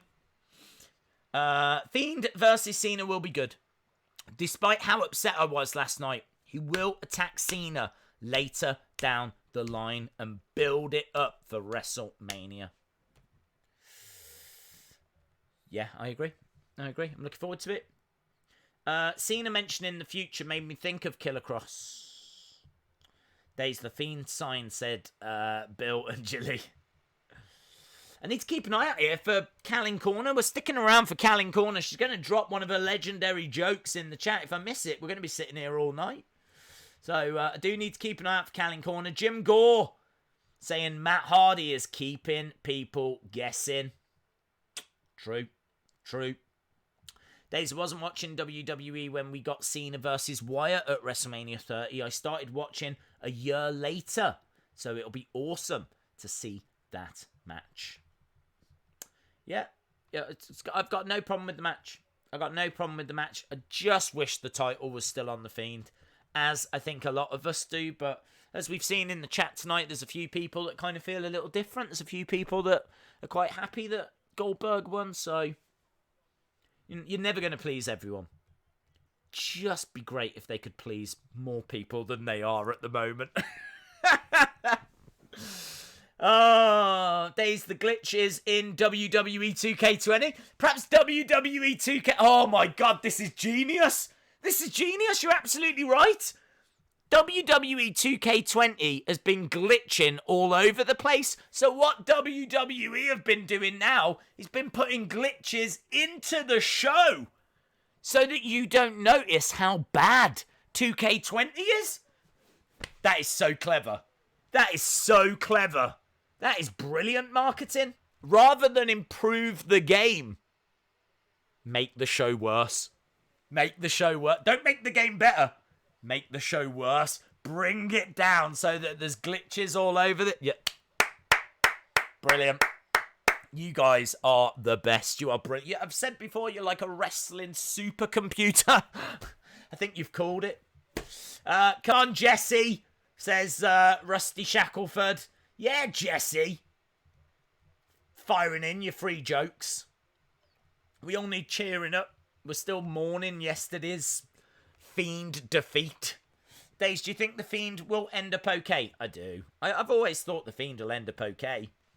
I never liked the fact he lost the title clean. Who's my pick for going on to the cover of 2K21? Oh, that's easy, dude. Linda McMahon. She should have been on the cover this year. Linda McMahon in a bikini. 2K21. Done. I'll take 10 copies. Of them. Can't wait for the deluxe edition either. Days, will you do AE Dub tomorrow? Yes. AE Dub to Moz. We're covering it. We're watching it. We're enjoying it. We're doing it. We're rocking and rolling. Should be a good show. There's been a lot of good build for that show. I think they've done some good stuff. 10-man tag with Rush and Nice as captains. Oh, what is that right now? Jesse says, it's coming! All right. Okay, guys, it's on the way. Whilst we're waiting for Callan Corner, which I think really does help make all of our Fridays. If you haven't subscribed to the channel, hit subscribe. Drop a subscribe. I'm going to do what I did it yesterday. I'm going to do it again. What all the other YouTubers do. If you're pleased about Fiend versus Cena, if you thought it was funny when the Fiend pointed at the sign, drop a like on the stream. There we go. That's what the big YouTubers do, isn't it? We want the glitch humping ref back. Oh, I didn't have a clue what you was on about. I like that one. You know the gif that you see all the time of the ref's hand coming round. I like that one. Fiend finger point greater than the Hogan poke of death. Days, do you think Cena will beat the Fiend? No. Oh God, the horror. He pointed at the sign. Save me. Look, it's fun. I don't mind it. It was fun. It was a bit of fun. Fiend, do you know what I mean? The Fiend's just feeling a little bit playful. That's all it is. Do you know what? He's probably happy that he hasn't got coronavirus and he managed to get back from Saudi Arabia safely. So, do you know what I mean? He's landed and the Fiend's gone, whew, feeling all right, you know. Feeling pretty good today. Hey, Cena. Yeah? Fancy it?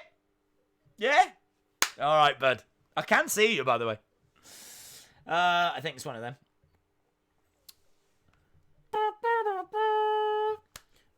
Who in creative went Bray, we know what made you lose the title. You're going to come out and point at a sign.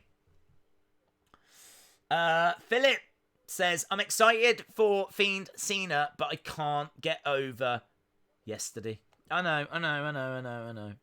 WWE want you to just forget it, okay? WWE want you to just put it in the back of your mind. And talking about things. Oh, you're right. I do have to rate the show. Let me do Callan Corner, then I'll rate the show, and then we'll go, okay?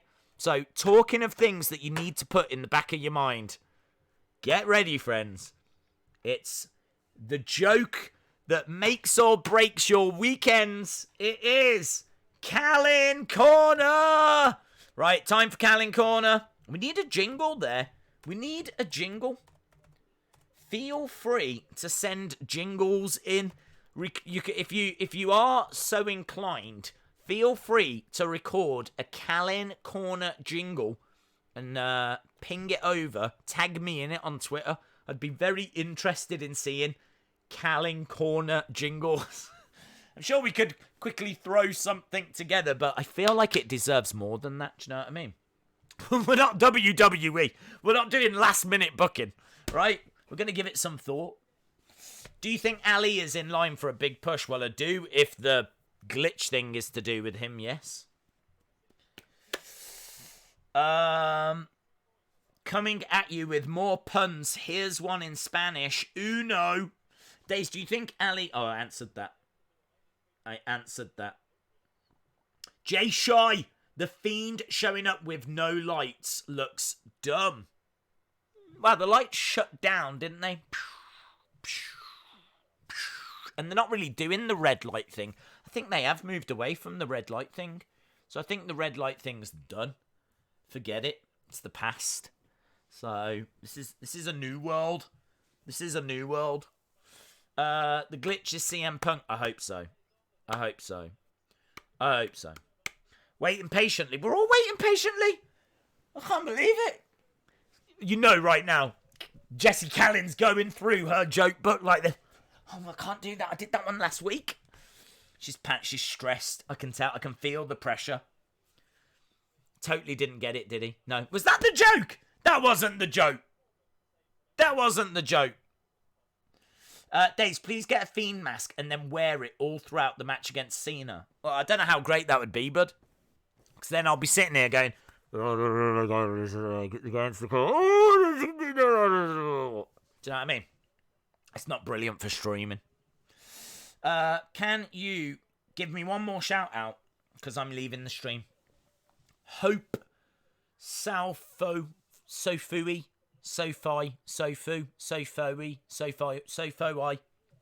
Shout out to you, Hope. Shout out to you.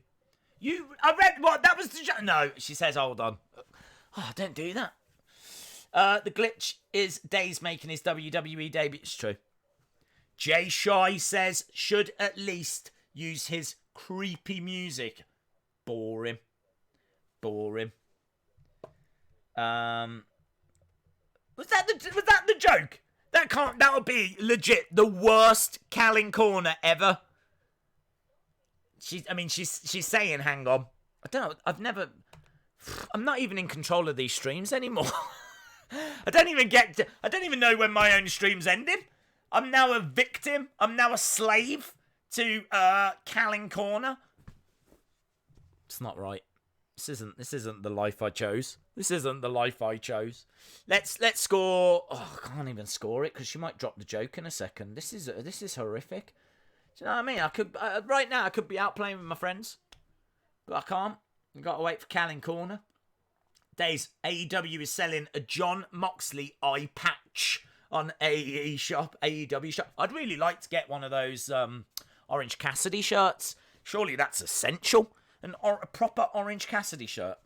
Everyone needs that. Shout out to you, Brian. Hope you are well. SmackDown, 1 out of 10. It was rubbish. Days, welcome to Callan Corner. It hasn't happened yet, bud. Hashtag 3 days. Yeah, hashtag 3 days. You're right. It's not enough that we do a 3-hour stream. We're still sticking around 23 minutes after. Rusty Shackleford says, lol, Days. Sorry, I feel responsible for that. No, you're not, buddy. You're not responsible. Do you know what I mean? I might as well get comfortable. Do you know what I mean? Woo! Take time, mate. Do you know? A Billy and Jilly production. Here we go. Calling corner. Right. Oh, thank God for that. Right, here we go. Calling corner. I hope you're all ready for this. Here we go. Okay.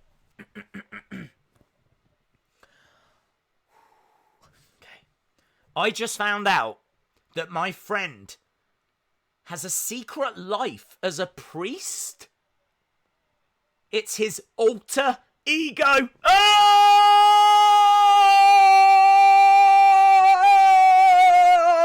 It's good. It was worth it. That was good. That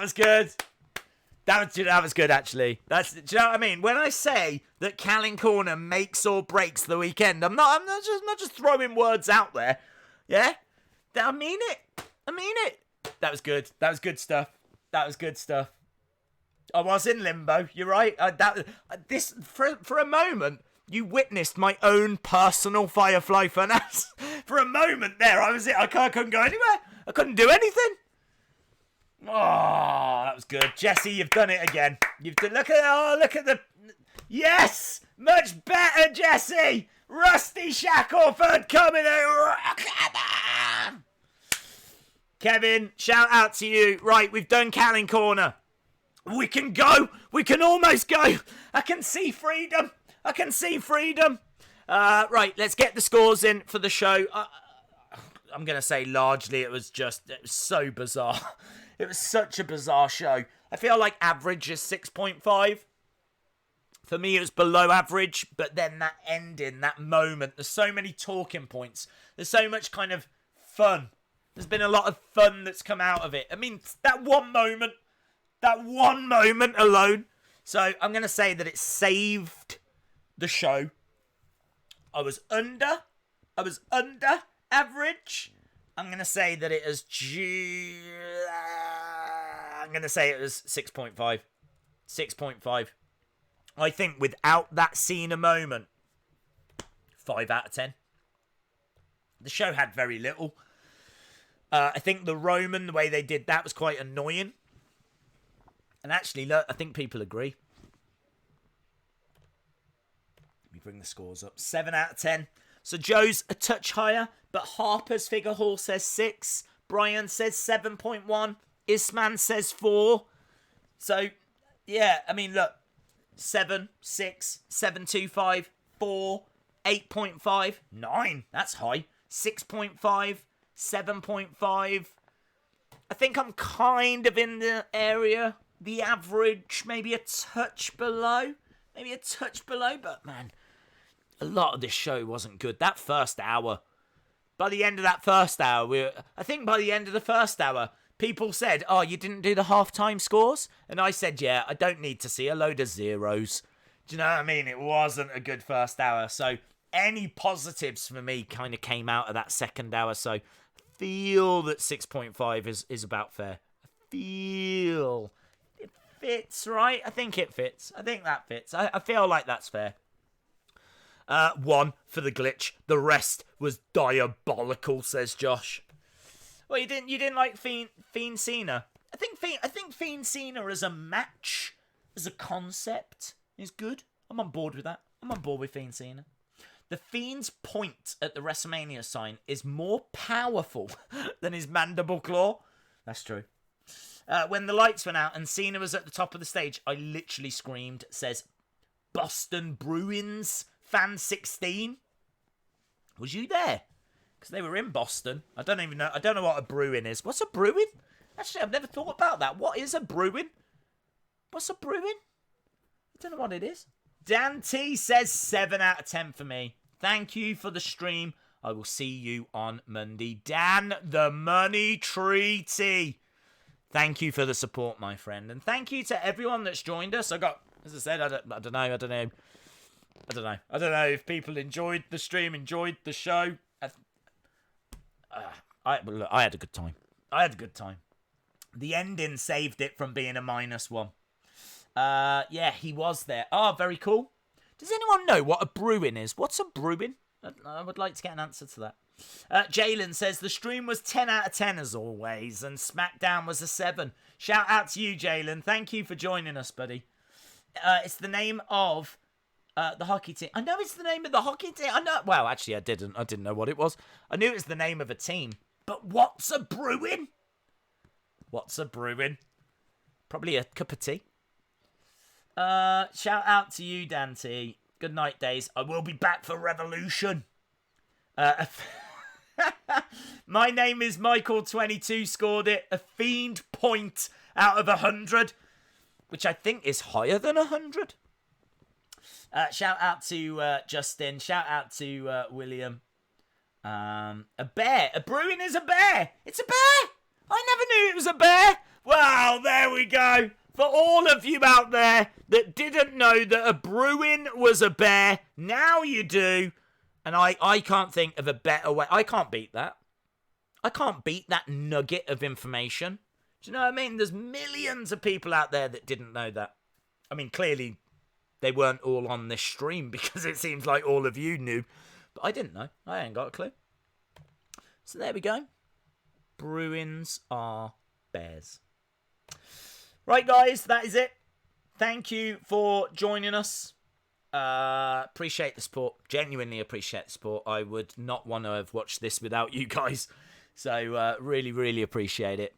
We are back tomorrow for AEW. We might do the boxing on Sunday. Quite fancy watching that. See what Joseph Parker's like these days. I mean, that'll just be a little stream. Tomorrow's going to be a big stream. And, of course, we're back on Monday for Raw. So, awesome, guys. Thanks a lot for watching. Really appreciate the support. And hopefully, see you again next time. Bye for now.